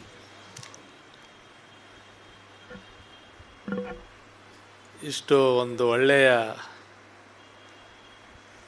ಉಪನ್ಯಾಸವನ್ನು ಕೇಳಲಿಕ್ಕೆ ಒಬ್ಬರು ಯುವಕರು ಇಲ್ಲಲ್ಲ ಅಂತ ಯೋಚನೆ ಮಾಡ್ತಾಯಿದ್ದೆ. ಇದು ಭಾಳ ಬೇಸರದ ವಿಚಾರ ನನಗೆ. ಯಾಕೆ ಹೀಗಾಗ್ತಾ ಇದೆ?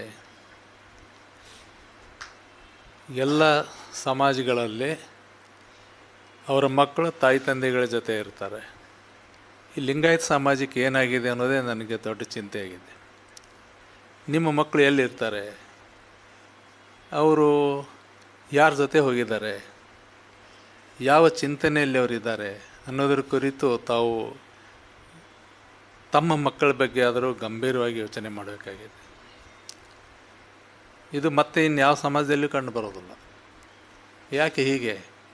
ಭಾಳ ವರ್ಷಗಳಿಂದ ನಾನು ನೋಡ್ತಾ ಇದ್ದೀನಿ, ಯುವಕರು ಇರೋದೇ ಇಲ್ಲ. ಇದು ತಪ್ಪಿಸ್ಬೇಕು. ನೀವು ನಿಮ್ಮ ಮಕ್ಕಳನ್ನು ಇಷ್ಟು ಒಂದು ಒಳ್ಳೆಯ ಚಿಂತನೆ ನಡೆದ ಸಂದರ್ಭದಲ್ಲಿ ಹೆಗಡಾಳ್ ಸರ್ ಎಷ್ಟು ತನ್ಮಯವಾಗಿ ಅವರು ತಮ್ಮ ವಿಚಾರಗಳನ್ನು ಹೇಳ್ತಾಯಿದ್ರು. ತಾವು ಎಲ್ಲ ಹಿರಿಯರು ನಾವೆಲ್ಲ ಕೇಳ್ತಾನೆ ಬಂದಿದ್ದೇವೆ, ಕೇಳ್ತಾನೆ ಹೋಗ್ತಾ ಇದ್ದೇವೆ. ಇದು ಮುಂದಿನ ಜನಾಂಗಕ್ಕೆ ಹೇಗೆ ಮುಟ್ಟಿಸ್ತೀರಿ ಅನ್ನೋದು ಭಾಳ ಇಂಪಾರ್ಟೆಂಟ್. ನೋಡಿ, ಜತ್ತಿಯವರು, ಬಿ ಡಿ ಜತ್ತಿಯವರು 90 ವರ್ಷಗಳ ಹಿಂದೆ ವಿದ್ಯಾರ್ಥಿಯಾಗಿದ್ದಾಗ, ಕೊಲ್ಲಾಪುರದಲ್ಲಿ ವಿದ್ಯಾರ್ಥಿಯಾಗಿದ್ದಾಗ ಅವರು ಬಸವ ಬಳಗವನ್ನು ಆರಂಭ ಮಾಡ್ತಾರೆ. ಅಂದರೆ ಅವರು ಯುವಕರಾಗಿದ್ದಾಗ ಯಾವುದನ್ನು ಮಾಡಿದ್ರು, ಏನು ಮಾಡಿದ್ರು ಅಂತ ತಿಳ್ಕೊಳ್ಳಿಕ್ಕೆ ಯುವಕರಿಲ್ಲ. ಇದು ನನಗಂತೂ ಭಾಳ ಬೇಸರದ ವಿಚಾರ. ನಮಗೆ ನಾವು ಬಹಳ ಸುದೈವಿಗಳು. ಮುಖ್ಯವಾಗಿ ಧಾರವಾಡ, ಬಿಜಾಪುರ, ಬೆಳಗಾವಿಯ ನಮ್ಮ ಹಿರಿಯರು ಬಹಳ ಅದ್ಭುತವಾದ ಕೆಲಸಗಳನ್ನು ಮಾಡಿದ್ದಾರೆ.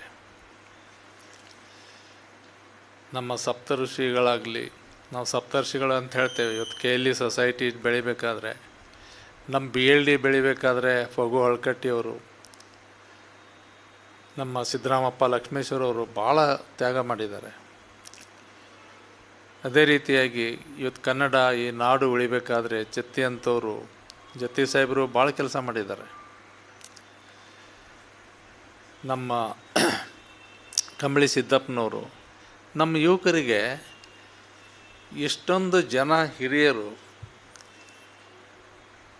ಎಂಥ ಐತಿಹಾಸಿಕ ಕಾರ್ಯಗಳನ್ನು ಮಾಡಿದ್ದಾರೆ ಅನ್ನುವ ಪ್ರಜ್ಞೆನೇ ಇರಲಾರ್ದಂಥ ಒಂದು ವಾತಾವರಣದಲ್ಲಿ ನಾವು ಇವತ್ತಿದ್ದೇವೆ. ಮತ್ತು ನಮ್ಮ ಮಕ್ಕಳಿಗೆ ನಾವು ಹೇಳ್ಕೊಡ್ತಿದ್ರೆ ಇನ್ಯಾರೋ ಹೇಳ್ಕೊಡ್ತಾರೆ ಅಲ್ವಾ? ಮತ್ತು ನೀವು ನಮ್ಮ ಒಂದು ಪರಂಪರೆ, ಒಂದು ಲಿಂಗಾಯತ ಪರಂಪರೆ ಅತ್ಯಂತ ಕ್ರಾಂತಿಕಾರಿಯಾದ ಪರಂಪರೆ ಇದೆ, ಭಾಳ ಸೇವಾಭಾವದ ಪರಂಪರೆ ಇದೆ. ಇವತ್ತೇನಾದರೂ ನಾವೆಲ್ಲ ಕಲ್ತಿದ್ದು ಎಲ್ಲ SC ST OBC ಮೈನಾರಿಟಿ ಹಳ್ಳಿಯವರು ನಾವೆಲ್ಲ ಕಲ್ತಿದ್ದು ಲಿಂಗಾಯತರ ಸಂಸ್ಥೆಗಳಲ್ಲಿ ಅನ್ನೋದು ನಮಗೆ ಭಾಳ ಎಚ್ಚರಿಕೆ ಇದೆ. ಆ ಎಚ್ಚರಿಕೆ ಲಿಂಗಾಯತರಿಗೂ ಇರಬೇಕಾಗಿದೆ. ಅದು ಇಲ್ಲ ಅಂತ ನಾನು ಹೇಳ್ತೀನಿ. ಎಷ್ಟು ಒಂದು ಅವಕಾಶ ಭಾರತದಲ್ಲಿ ಯಾವ ಜನಾಂಗಕ್ಕೂ ಸಿಕ್ಕಿಲ್ಲ. 1856ರಲ್ಲಿ ಮೊಟ್ಟ ಮೊದಲ ಬಾರಿಗೆ ಇದೇ ಧಾರವಾಡದಲ್ಲಿ ಒಬ್ಬ ದಲಿತ ವ್ಯಕ್ತಿ ತಮ್ಮ ಮಕ್ಕಳ ಶಿಕ್ಷಣಕ್ಕೆ, ಯಾಕಂದರೆ ಆತ ಈ ಕೋರೆಗಾಂವ್ ಒಂದು ಘಟನೆ ಆಗ್ತದೆ, ಅದು ಯಾವ ಒಂದು 19ನೇ ಶತಮಾನದಲ್ಲಿ ಆಗ್ತದೆ. ಆ ಒಬ್ಬ ವ್ಯಕ್ತಿ ಇಲ್ಲಿ ಧಾರವಾಡಕ್ಕೆ ಬರ್ತಾನೆ. ಧಾರವಾಡಕ್ಕೆ ಬಂದು ಮುಂದೆ ಅವನ ಮೊಮ್ಮಗನಿಗೆ, ಯಾಕಂದರೆ ಅವರು ಬ್ರಿಟಿಷರಿಗೆ ಸಹಾಯ ಮಾಡಿರ್ತಾರೆ, ಆ ರೆಜಿಮೆಂಟ್ನವರು ಒಂದು ಪತ್ರವನ್ನು ಹಾಕ್ತಾರೆ. ಆ ಪತ್ರ ಮುಂದೆ ಇಡೀ ದೇಶದ, ನಮ್ಮನ್ನೆಲ್ಲ ಶೂದ್ರ ಜನಾಂಗ ಅಂತ ಕರೀತಾರೆ, ಮರಿಬೇಡಿ, ಶೂದ್ರರಿಗೆ ಶಿಕ್ಷಣ ಸಿಗಲಿಕ್ಕೆ ಇಡೀ ದೇಶದಲ್ಲಿ ಧಾರವಾಡ ಕಾರಣ ಆಗ್ತದೆ. ಅದನ್ನು ಮೊಟ್ಟ ಮೊದಲು ಉಪಯೋಗ ಮಾಡಿಕೊಂಡು ಸಮಾಜ ಯಾವುದಾದ್ರು ಇದ್ದರೆ ಅದು ಲಿಂಗಾಯತ ಸಮಾಜ. ನೋಡಿ, ಆ ಕಾಲಿನಲ್ಲೇ 100 ವರ್ಷಗಳ ಹಿಂದೆ ನಮಗೆ ಪ್ರಸಾದ ನಿಲಯಗಳು ಬರ್ತವೆ, ಸರ್ಕಾರದ ಶಿಕ್ಷಣ ವ್ಯವಸ್ಥೆ ಇರ್ತದೆ, ಉಳ್ಕೊಳ್ಳುವ ಊಟದ ಆಹಾರದ ಪ್ರಸಾದದ ವ್ಯವಸ್ಥೆ ಇರೋದಿಲ್ಲ, ಎಲ್ಲ ಮಾಡಿದ್ರು. ನಾವೇ ಚಿಕ್ಕವರಿದ್ದಾಗ ನಮ್ಮ ಹಿರಿಯರು ಕೊಲ್ಹಾಪುರಕ್ಕೆ ಹೋಗಿ ಓದ್ತಾಯಿದ್ರು. BD ಜತ್ತಿ ಸಾಹೇಬರು ಕೊಲ್ಹಾಪುರಕ್ಕೆ ಹೋಗಿ ಓದಿದ್ದಾರೆ. ಅವ್ರು ಏನು ಮಾಡಿದ್ರು, ಹೇಗೆ ಮಾಡಿದ್ರು, ಯಾವ ರೀತಿಯಾಗಿ, ಈಗ ನೋಡಿ 1964ರಲ್ಲಿ ಅವರು ಬಸವ ಸಮಿತಿಯನ್ನು ಪ್ರಾರಂಭಿಸ್ತಾರೆ. ಇವತ್ತಿಗೆ 60 ವರ್ಷ ಅದು. 112 ವರ್ಷ ಅವರು ಜನಿಸಿ ಆಯಿತು. ಇಂಥ ಒಬ್ಬ ಮಹಾನ್ ವ್ಯಕ್ತಿ ಬಗ್ಗೆ ನನಗೆ ತುಂಬ ಬೇಜಾರಾಗ್ತದೆ. ನಮ್ಮ ಶಾಲೆಯಲ್ಲಿ ಪಠ್ಯದಲ್ಲಿ ನಾವು ಕಾಣ್ತಾ ಇಲ್ಲ. ಯಾಕಂದರೆ ನಾವು ಒತ್ತಾಯನ ಮಾಡ್ತಾ ಇಲ್ಲ, ಇಂಥವ್ರದ್ದು ಇರಬೇಕು, ಅರಟಾಳ್ ರುದ್ರಗೌಡದು ಯಾಕಿರಬೇಕು, ನಮ್ಮ ಸಿರಸಿಂಗಿ ಲಿಂಗರಾಜರದ್ದು ಯಾಕಿರಬೇಕು, ನಮ್ಮ BD ಜತ್ತಿಯವ್ರದ್ದು ಯಾಕಿರಬೇಕು ಅನ್ನೋದನ್ನು ನಾವು ಹೇಳಬೇಕಾಗ್ತದೆ.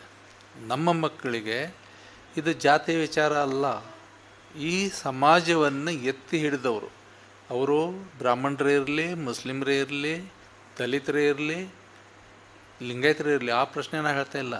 ಆದರೆ ಇವರು ನಿಜಕ್ಕೂ ಪ್ರಾತಸ್ಮರಣೀಯರ ಚರಿತ್ರೆನೇ ನಾವು ಹೇಳ್ದೇನೆ, ನಾವು ನಮ್ಮ ಮಕ್ಕಳಿಗೆ ಈ ಸಂಸ್ಕಾರಗಳನ್ನು ಹೆಂಗೆ ಕೊಡ್ಲಿಕ್ಕೆ ಸಾಧ್ಯ ಇದೆ ಅನ್ನೋದ್ರ ಬಗ್ಗೆ ತಾವು ಗಂಭೀರವಾಗಿ ಯೋಚನೆ ಮಾಡ್ತೀರಿ ಅಂತ ನಾನು ಬಯಸ್ತಾ ಇದ್ದೇನೆ. ನೋಡಿ, ಕೊಲ್ಹಾಪುರದಲ್ಲಿ ಬಸವ ಬಳಗ ಮಾಡ್ತಾರೆ 1933ರಲ್ಲಿ, 90 ವರ್ಷದ ಹಿಂದೆ. ಜಮಖಂಡಿಯ ಒಂದು ಸಣ್ಣ ಹಳ್ಳಿ ಸಾವಳಿಗೆ, ನಾನು ಹೋಗಿದ್ದೀನಿ ಸಾವಳಿಗೆಗೆ, ಅಂಥ ಒಂದು ಹಳ್ಳಿನಲ್ಲಿ ಇದ್ಕೊಂಡು ಅವರು ಹೇಗೆ ಕಲ್ತಿರಬೇಕು. ಅವರ ಜೀವನದ ಬಹುದೊಡ್ಡ ಒಂದು ಮಹತ್ವದ ವಿಚಾರ ಏನಂದರೆ, ಅವರು ಬಹಳ ಬಾಲ್ಯದಲ್ಲೇ ಕಾಯಕ ಪ್ರಜ್ಞೆ, ರಾಜಕೀಯವಾಗಿ ಸಮಾಜಕ್ಕೆ ಸೇವೆ ಸಲ್ಲಿಸುವ ಪ್ರಜ್ಞೆ, ಇವೆರಡನ್ನು ಭಾಳ ಅವರು ಗಂಭೀರವಾಗಿ ತಗೊಂಬಂದರು ಇಡೀ ಜೀವನ ಉದ್ದಕ್ಕೂ. ಅವರ ಅನೇಕ ರಾಜಕೀಯ ಸತ್ಕಾರ್ಯಗಳಿಂದಾಗಿ ಇವತ್ತು ನಮ್ಮ ದೇಶಕ್ಕೆ, ಕರ್ನಾಟಕಕ್ಕಲ್ಲ ನಮ್ಮ ದೇಶಕ್ಕೆ ಬಹಳಷ್ಟು ಉಪಕಾರ ಆಗಿದೆ. ಅದರ ಕುರಿತು ನಾವು ಚಿಂತನೆ ಮಾಡಬೇಕಾಗಿದೆ. ನಮ್ಗೆ ಗೊತ್ತೇ ಇಲ್ಲ, ಯಾಕಂದರೆ ಅವರೆಂದೂ ತಾವು ಮಾಡಿದ ಕೆಲಸದ ಬಗ್ಗೆ ಮಾತನಾಡಲಿಲ್ಲ. ಜತ್ತಿ ಸಾಹೇಬರ ವೈಶಿಷ್ಟ್ಯ ಇದು. ಅವರು ಯಾವಾಗಲೂ ಸೈಲೆಂಟ್ ವರ್ಕರ್, ಭಾಳ ಪ್ರಶಾಂತವಾಗಿ ಮತ್ತು ಅವರು ತಮ್ಮ ಎಲ್ಲ ಮೌಲ್ಯಗಳನ್ನು ಕಾಪಾಡಿಕೊಂಡು ಅತ್ಯಂತ ಪ್ರಾಮಾಣಿಕವಾಗಿ ಅವರು ತಮ್ಮ 90 ವರ್ಷಗಳನ್ನು ಕಳೆದರು. ಅವರ ಬಾಲ್ಯದ ಬದುಕು ಮತ್ತು ವಯೋವೃದ್ಧರಾಗಿನ ಬದುಕಿನಲ್ಲಿ ಮೌಲ್ಯಗಳಲ್ಲಿ ಯಾವ ವ್ಯತ್ಯಾಸವೂ ಆಗಲಿಲ್ಲ. ಇದು ನಾವು ತಿಳ್ಕೊಬೇಕಾಗಿದೆ. ನೋಡಿ, 34ರಲ್ಲಿ ಅವರು ಕೋಲ್ಹಾಪುರದಲ್ಲಿ BA ಆದ್ಕೊಳ್ಳೆ ಲಾ ಕಾಲೇಜ್ಗೆ ಹೋಗ್ತಾರೆ. ಆದರೆ ಅವರು ಮುಂದೆ ಅವ್ರ ತಂದೆಯವರು 36ರಲ್ಲಿ ತೀರ್ಕೋತಾರೆ. 1936 ತೀರ್ಕೊಂಡಾಗ ಅವ್ರ ಮನೆ ನಮ್ಮ ಥರನೇ ಭಾಳ ಕಷ್ಟದಲ್ಲಿ ಬದುಕಿದವರು. ಅವರು ವಾಪಸ್ ಬರ್ತಾರೆ. ವಾಪಸ್ ಬಂದು ಹೊಲ ಮನೆ ನೋಡ್ಕೋತಾರೆ, ಅಂಗಡಿ ನೋಡ್ಕೋತಾರೆ. ಆಮೇಲೆ ಮೊದಲ ಬಾರಿಗೆ ಅದೇ ಆ ಸಂದರ್ಭದಲ್ಲಿ ಅವರು ಸಾವಳಗಿಯ ಒಂದು ಗ್ರಾಮ ಪಂಚಾಯತಿದು ಚೇರ್ಮನ್ ಆಗ್ತಾರೆ. ಭಾರತದ ಇತಿಹಾಸದಲ್ಲಿ ಗ್ರಾಮ ಪಂಚಾಯಿತಿಯ ಚೇರ್ಮನ್ ಆದ ವ್ಯಕ್ತಿ ಈ ದೇಶದ ರಾಷ್ಟ್ರಪತಿ ಹುದ್ದೆಯನ್ನು ಕೂಡ, ಅದು ಹಂಗಾಮಿಯಾಗಿರ್ಬೋದು, ಆದರೆ ಬಹಳ ಮಹತ್ವದ ಕೆಲಸವನ್ನು ಮಾಡಿದ್ದಾರೆ. ಇದು ನಮ್ಮ ದೇಶಕ್ಕೆ ಭಾಳ ಉಪಕಾರ ಆಗಿದೆ. ಆ ಕುರಿತು ನಾವು ಚಿಂತನೆ ಮಾಡಬೇಕು.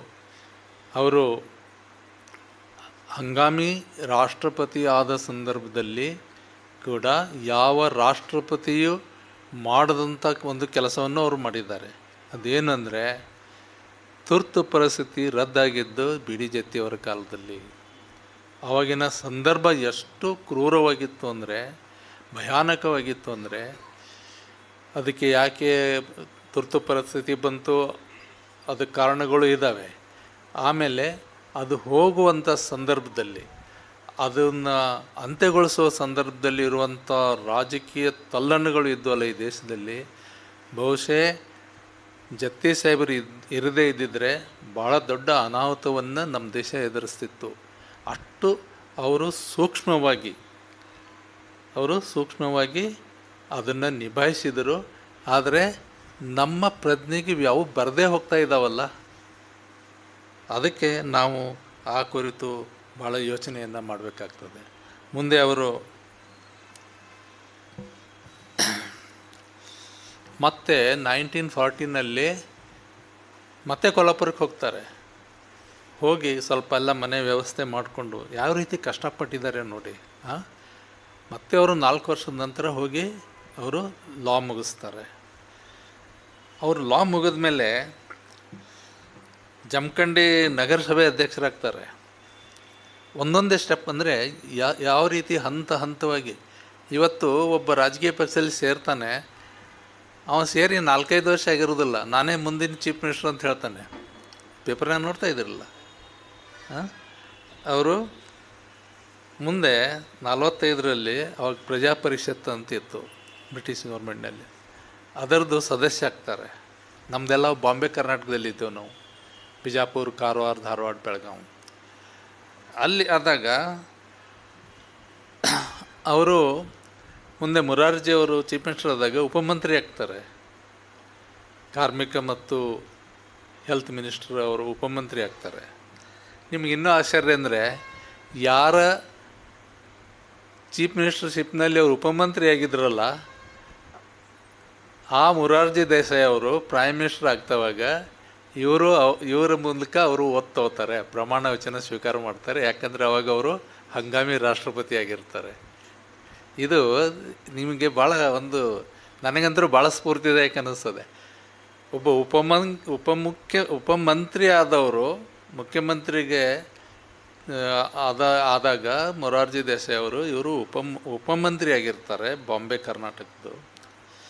ಮುಂದೆ ಇವರು ಹಂಗಾಮಿ ರಾಷ್ಟ್ರಪತಿ ಆದಾಗ ಅವರಿಗೆ ಪ್ರಮಾಣ ವಚನ ಬೋಧಿಸ್ತಾರೆ. This is the spirit of life. ಅಂದರೆ ಅವರು ಯಾವ ನಿಷ್ಠೆಯಿಂದ ಆ ಮಟ್ಟಕ್ಕೆ ಹೋದರು ಅನ್ನೋದನ್ನು ಇವತ್ತು ನಾವು ಚಿಂತನೆ ಮಾಡಬೇಕಾಗ್ತದೆ. ಅವರು ಜಮಖಂಡಿ ಸಂಸ್ಥಾನದ ಇವೆಲ್ಲ ಆಗೋ ಮೊದಲು ಜಮಖಂಡಿ ಸಂಸ್ಥಾನದ ಒಂದು ವಿದ್ಯಾಮಂತ್ರಿ ಆಗ್ತಾರೆ. ಪಟವರ್ಧನ್ ಅನ್ನೋ ರಾಜ ಇರ್ತಾರೆ, ಅವಾಗ ವಿದ್ಯಾಮಂತ್ರಿ ಆಗ್ತಾರೆ. ಈ ನಮ್ಮದೆಲ್ಲ ಈಗ ಈ ಒಂದು ಪ್ರಜಾ ಪರಿಷತ್ತಿನ ಇದರಲ್ಲಿ ಅವ್ರನ್ನ ಆಯ್ಕೆ ಮಾಡ್ತಾರೆ. ನಮ್ಮ ಧಾರವಾಡಲ್ಲಿ ಆಗಲಿ, ಬೆಳಗಾಮಲ್ಲಿ ಆಗಲಿ, ಬಿಜಾಪುರ, ಕಾರವಾರ ಜಿಲ್ಲೆಗಳಲ್ಲಿ ಕನ್ನಡ ಕಡಿಮೆ ಇತ್ತು, ಎಲ್ಲವೂ ಮರಾಠಿಯಲ್ಲೇ ಇರ್ತಿತ್ತು. ನಾವು ಚಿಕ್ಕವರಿದ್ದಾಗ ಕೂಡ ನಮ್ಮದೆಲ್ಲ ಮೋಡಿನಲ್ಲೇ ಬರಿತಾಯಿದ್ರು ನಮ್ಮ ಅಡತಿ ಅಂಗಡಿಯವರು, ಎಲ್ಲ ಅದೇ ಇತ್ತು. ಜಮಖಂಡಿಯಲ್ಲಿ ಪ್ರಾಥಮಿಕ ಶಾಲೆ, ಹೈಸ್ಕೂಲು ಜಮಖಂಡಿ ಸಂಸ್ಥಾನದಲ್ಲಿ ಆಗಬೇಕಾದ್ರೆ ಅದಕ್ಕೆ ಜತ್ತಿ ಸಾಹೇಬ್ರ ಕಾರಣ, ಅವರು ವಿದ್ಯಾಮಂತ್ರಿ ಆಗಿದ್ದಾಗ. ಹೀಗೆ ಅವರು ಏಕಾಲಕ್ಕೇ ಭಾಳ ಸ್ವಾತಂತ್ರ್ಯದ ಪ್ರಜ್ಞೆ ಇದ್ದವರು, ಶಿಕ್ಷಣದ ಪ್ರಜ್ಞೆ ಇದ್ದವರು. ಅವ್ರು ಯಾವಾಗಲೂ ಗಾಂಧಿ ಟೋಪಿ ಹಾಕ್ಕೋತಾಯಿದ್ರು, ತಮ್ಗೆ ಗೊತ್ತಿದೆ. ಅವ್ರದ್ದು ಡ್ರೆಸ್ ಕೋಡ್ ಹೇಗಿದೆ, ನಮ್ಮ ಉತ್ತರ ಕರ್ನಾಟಕದ ಡ್ರೆಸ್ ಕೋಡು, ನಮ್ಮ ಧೋತ್ರ, ನೆಹರು ಸೆಟ್ಟು, ಗಾಂಧಿ ಟೋಪಿ. ಮುಂದೆ ಅವರು ಸಂಸ್ಥಾನದ ಮಂತ್ರಿ ಆದಾಗ ಈ ಪಟವರ್ಧನ್ ಅವರಿಗೆ, ರಾಜನಿಗೆ ಗಾಂಧಿ ಟೋಪಿ ಅಂದರೆ ಆಗ್ತಿದ್ದಿಲ್ಲ. ಯಾಕಂದರೆ ಸ್ವಾತಂತ್ರ್ಯ ಹೋರಾಟ, ಯಾವ ರಾಜನೂ ಸ್ವಾತಂತ್ರ್ಯ ಹೋರಾಟಕ್ಕೆ ಬೆಲೆ ಕೊಟ್ಟಿಲ್ಲ. ಆಮೇಲೆ ಅವರು ಇದನ್ನು ಮಾಡಿದ್ದಿದೆ. ಆಮೇಲೆ ನೀವು ಈ ಗಾಂಧಿ ಟೋಪಿ ಹಾಕೋಬಾರ್ದು ಅಂತ ಹೇಳ್ತಾರೆ ಪಟವರ್ಧನ್ ಅವರು. ಇವರು ರಾಜೀನಾಮೆ ಕೊಡ್ತಾರೆ. ಅವ್ರಿಗೆ ಜೇಬ್ನಾಗ ಯಾವಾಗಲೂ ರಾಜೀನಾಮೆ ಪತ್ರ ಇರ್ತಿತ್ತು. ನಾನು ಗಾಂಧಿ ಟೋಪಿ ಬಿಡೋದಿಲ್ಲ, ನಿಮ್ಮದು ಮಂತ್ರಿ ಪದವಿ ಬಿಡ್ತೀನಿ ಅಂತ ವಿದ್ಯಾಮಂತ್ರಿ ಆಗಿದ್ದಾಗ. ಮುಂದೆ ಅವರು ಮುಖ್ಯಮಂತ್ರಿ ಆದಾಗ ಮತ್ತೆ ಇದು ಗಾಂಧಿ ಟೋಪಿ ಪ್ರಶ್ನೆ ಬರ್ತದೆ. ಜಮಖಂಡಿ ಮುಖ್ಯಮಂತ್ರಿ ಆದಾಗ ಅವರು ಬ್ರಿಟಿಷ್ ಏಜೆಂಟ್ ಬಂದಿರ್ತಾನೆ, ನೀವು ಮತ್ತೆ ಗಾಂಧಿ ಟೋಪಿ ಹಾಕೋಬಾರ್ದು, ಬೇಕಾದ್ರೆ ಪೇಟ ಹಾಕ್ಕೊಳ್ರಿ. ಇಲ್ಲ ಯಾವುದನ್ನು ನಾನು ಬದಲು ಮಾಡೋನಲ್ಲ. ಮಹಾರಾಜ ಯಾವಾಗಲೂ ಇವ್ರ ಜೊತೆ ಸೋತಿದ್ದಾರೆ.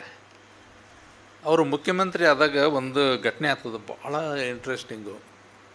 ಅವರು ಇಬ್ಬರು ಮಂತ್ರಿಗಳನ್ನು ಆಯ್ಕೆ ಮಾಡಬೇಕಾಗಿರ್ತದೆ. ಈ ಜಮಖಂಡಿ ಸಂಸ್ಥಾನದಲ್ಲಿ ನಮ್ಮ ಕುಂದಗೋಳ ಇರ್ತದೆ. ಕುಂದಗೋಳದಲ್ಲಿ ಮತ್ತು ಜಮಖಂಡಿ ಎರಡು ಕೂಡಿ ಸಂಸ್ಥಾನ ಇರ್ತದೆ. ಅವರು ಒಬ್ಬ ಬ್ರಾಹ್ಮಣ ವ್ಯಕ್ತಿಯನ್ನು ಮಂತ್ರಿ ಮಾಡ್ತಾರೆ, ಇನ್ನೊಬ್ಬ ದಲಿತ ವ್ಯಕ್ತಿಯನ್ನು ಮಾಡ್ತಾರೆ. ಕಾಂಬಳೆ ಅನ್ನೋರು ಕುಂದಗೋಳದವರು. ಅವರು ಪ್ರಶ್ನೆ ಏನು ಬರ್ತದಂದರೆ, ಆ ಗೆಜೆಟ್ನಲ್ಲಿ ಕಾಂಬಳೆಯವ್ರ ಹೆಸರು ಬರೋದಿಲ್ಲ. ಅವ್ರು ಎಷ್ಟು ಚೆನ್ನಾಗಿ ಮಾಡಿರ್ತಾರೆ ನೋಡ್ರಿ. ತಾವು ಲಿಂಗಾಯತು, ಒಬ್ಬ ಬ್ರಾಹ್ಮಣ, ಅವರ ನ್ಯಾಯ ಪದ್ಧತಿ ಹೇಳ್ತಾ ಇದ್ದೀನಿ. ಇನ್ನೊಬ್ಬ ದಲಿತ. ಆ ದಲಿತ ಇಡೀ ಕುಂದಗೋಳದ ಒಂದು ಪ್ರತಿನಿಧಿಯಾಗಿರ್ತಾರೆ. ಆಮೇಲೆ ಗೆಜೆಟ್ನಲ್ಲಿ ಹೆಸರು ಬರೋದಿಲ್ಲ ಕಾಂಬಳೆಯವ್ರದ್ದು. ಇನ್ನೊಂದು 5 ನಿಮಿಷ ಮಾತಾಡ. ಆಮೇಲೆ ಕಾಂಬಳೆಯವರು ಹೆಸರು ಬರೋದಿಲ್ಲ ಗೆಜೆಟಲ್ಲಿ. ಆಮೇಲೆ ಅವರು ರಾಜರಿಗೆ ಹೋಗಿ ಕೇಳ್ತಾರೆ, ಮತ್ತು ಅವ್ರ ಮಂತ್ರಿ ಗೆಜೆಟ್ನಲ್ಲಿ ಹೆಸರು ಬರಲಿಲ್ಲಲ್ಲ. ಇಲ್ಲ, ನಮ್ಮದು ಗಣಪತಿ ಉತ್ಸವ ಬಂದಾಗ ಎಲ್ಲ ಅಧಿಕಾರಿಗಳಿಗೆ ಊಟಕ್ಕೆ ಕರೆಯುವ ಒಂದು ನಮ್ಮದು ಪದ್ಧತಿ ಇದೆ. ಆವಾಗ ಈ ಪಂಕ್ತಿಯಲ್ಲಿ ಹರಿಜನಿಗೆ ಯಾಕೆ ಕೂಡಿಸೋದು ಅಂತ ಹೇಳಿ ಹಾಕಲಿಲ್ಲ ಅಂತ. ಆಮೇಲೆ ಅವರು ಎಷ್ಟು ಬ್ರಿಲಿಯಂಟ್ ಇದ್ರಂದರೆ, ಇಲ್ಲ ನೀವು ಹಾಕ್ರಿ, ಅವ್ರು ಊಟಕ್ಕೆ ಅಲ್ಲಿ ಊಟಕ್ಕೆ ಪಂಕ್ತಿಯಲ್ಲಿ ಊಟಕ್ಕೆ ಬರಲಾರ್ದಂಥ ಒಂದು ವ್ಯವಸ್ಥೆ ನಾನು ಮಾಡ್ತೀನಿ ಅಂತ. ಹೇಗೆ ಮಾಡ್ತೀರಿ ಅಂತ ಕೇಳ್ತಾರೆ. ಆವಾಗ ಅವರಿಗೂ ನಾನು ಒಂದು ಬೇರೆ ಕುಂದಗೋಳ ವಿಭಾಗದಲ್ಲಿ ಯಾವುದೋ ಒಂದು ಕೆಲಸವನ್ನು ಕೊಡ್ತೀನಿ. ಮಂತ್ರಿಗಳು ಟೂರ್ ಮೇಲೆ ಇರ್ತಾರೆ ಆ ದಿವಸ, ಅದಕ್ಕೆ ಬರಲಿಕ್ಕೆ ಆಗೋದಿಲ್ಲ, ಕ್ಷಮಿಸಿ, ಮತ್ತು ನಾನು ಐ ಆಮ್ ಅಟ್ ಇಟ್, ನಾನು ಕಾರ್ಯಪ್ರವರ್ತನ ಆಗಿರೋದ್ರಿಂದ ಬರಲಿಕ್ಕೆ ಆಗಲ್ಲ ಅಂತ ಅವ್ರು ನಿಮಗೆ ಆಟೋಮೆಟಿಕ್ಕಾಗಿ ಬರೀತಾರೆ. ಪ್ರಾಬ್ಲಮ್ ಸಾಲ್ವ್ ಆಗ್ತದೆ ಅಂತ ಹೇಳ್ತಾರೆ. ಮುಂದೆ ಅವ್ರದ್ದು ಹೆಸರು ಗೆಜೆಟಲ್ಲಿ ಬರ್ತದೆ. ಇದು ಮನಸ್ಥಿತಿಯನ್ನು ನಾನು ಹೇಳ್ತಾ ಇದ್ದೀನಿ. ಒಬ್ಬ ದಲಿತನನ್ನು ಮಂತ್ರಿಯಾಗಿ ಮಾಡಬೇಕು, ಇಡಬೇಕು ಅನ್ನುವಂಥದ್ದು ಆ ಮನಸ್ಥಿತಿ ಇದಲ್ಲ, ಇದು ನಮಗೆಲ್ಲರಿಗೂ ಮಾಡೆಲ್ ಆಗಬೇಕು. ಈ ಥರ ಆಗ್ತದೆ. ಮತ್ತು ಇಲ್ಲಿ ದಕ್ಷಿಣದ ಸಂಸ್ಥಾನಗಳಲ್ಲಿ ನಮಗೆ ಸ್ವಾತಂತ್ರ್ಯ ಬಂದ ಮೇಲೆ ಮೊಟ್ಟ ಮೊದಲು ನಮ್ಮ ಭಾರತದಲ್ಲಿ ಸೇರ್ಪಡೆಯಾಗಿದ್ದು ಜಮಖಂಡಿ ಸಂಸ್ಥಾನ.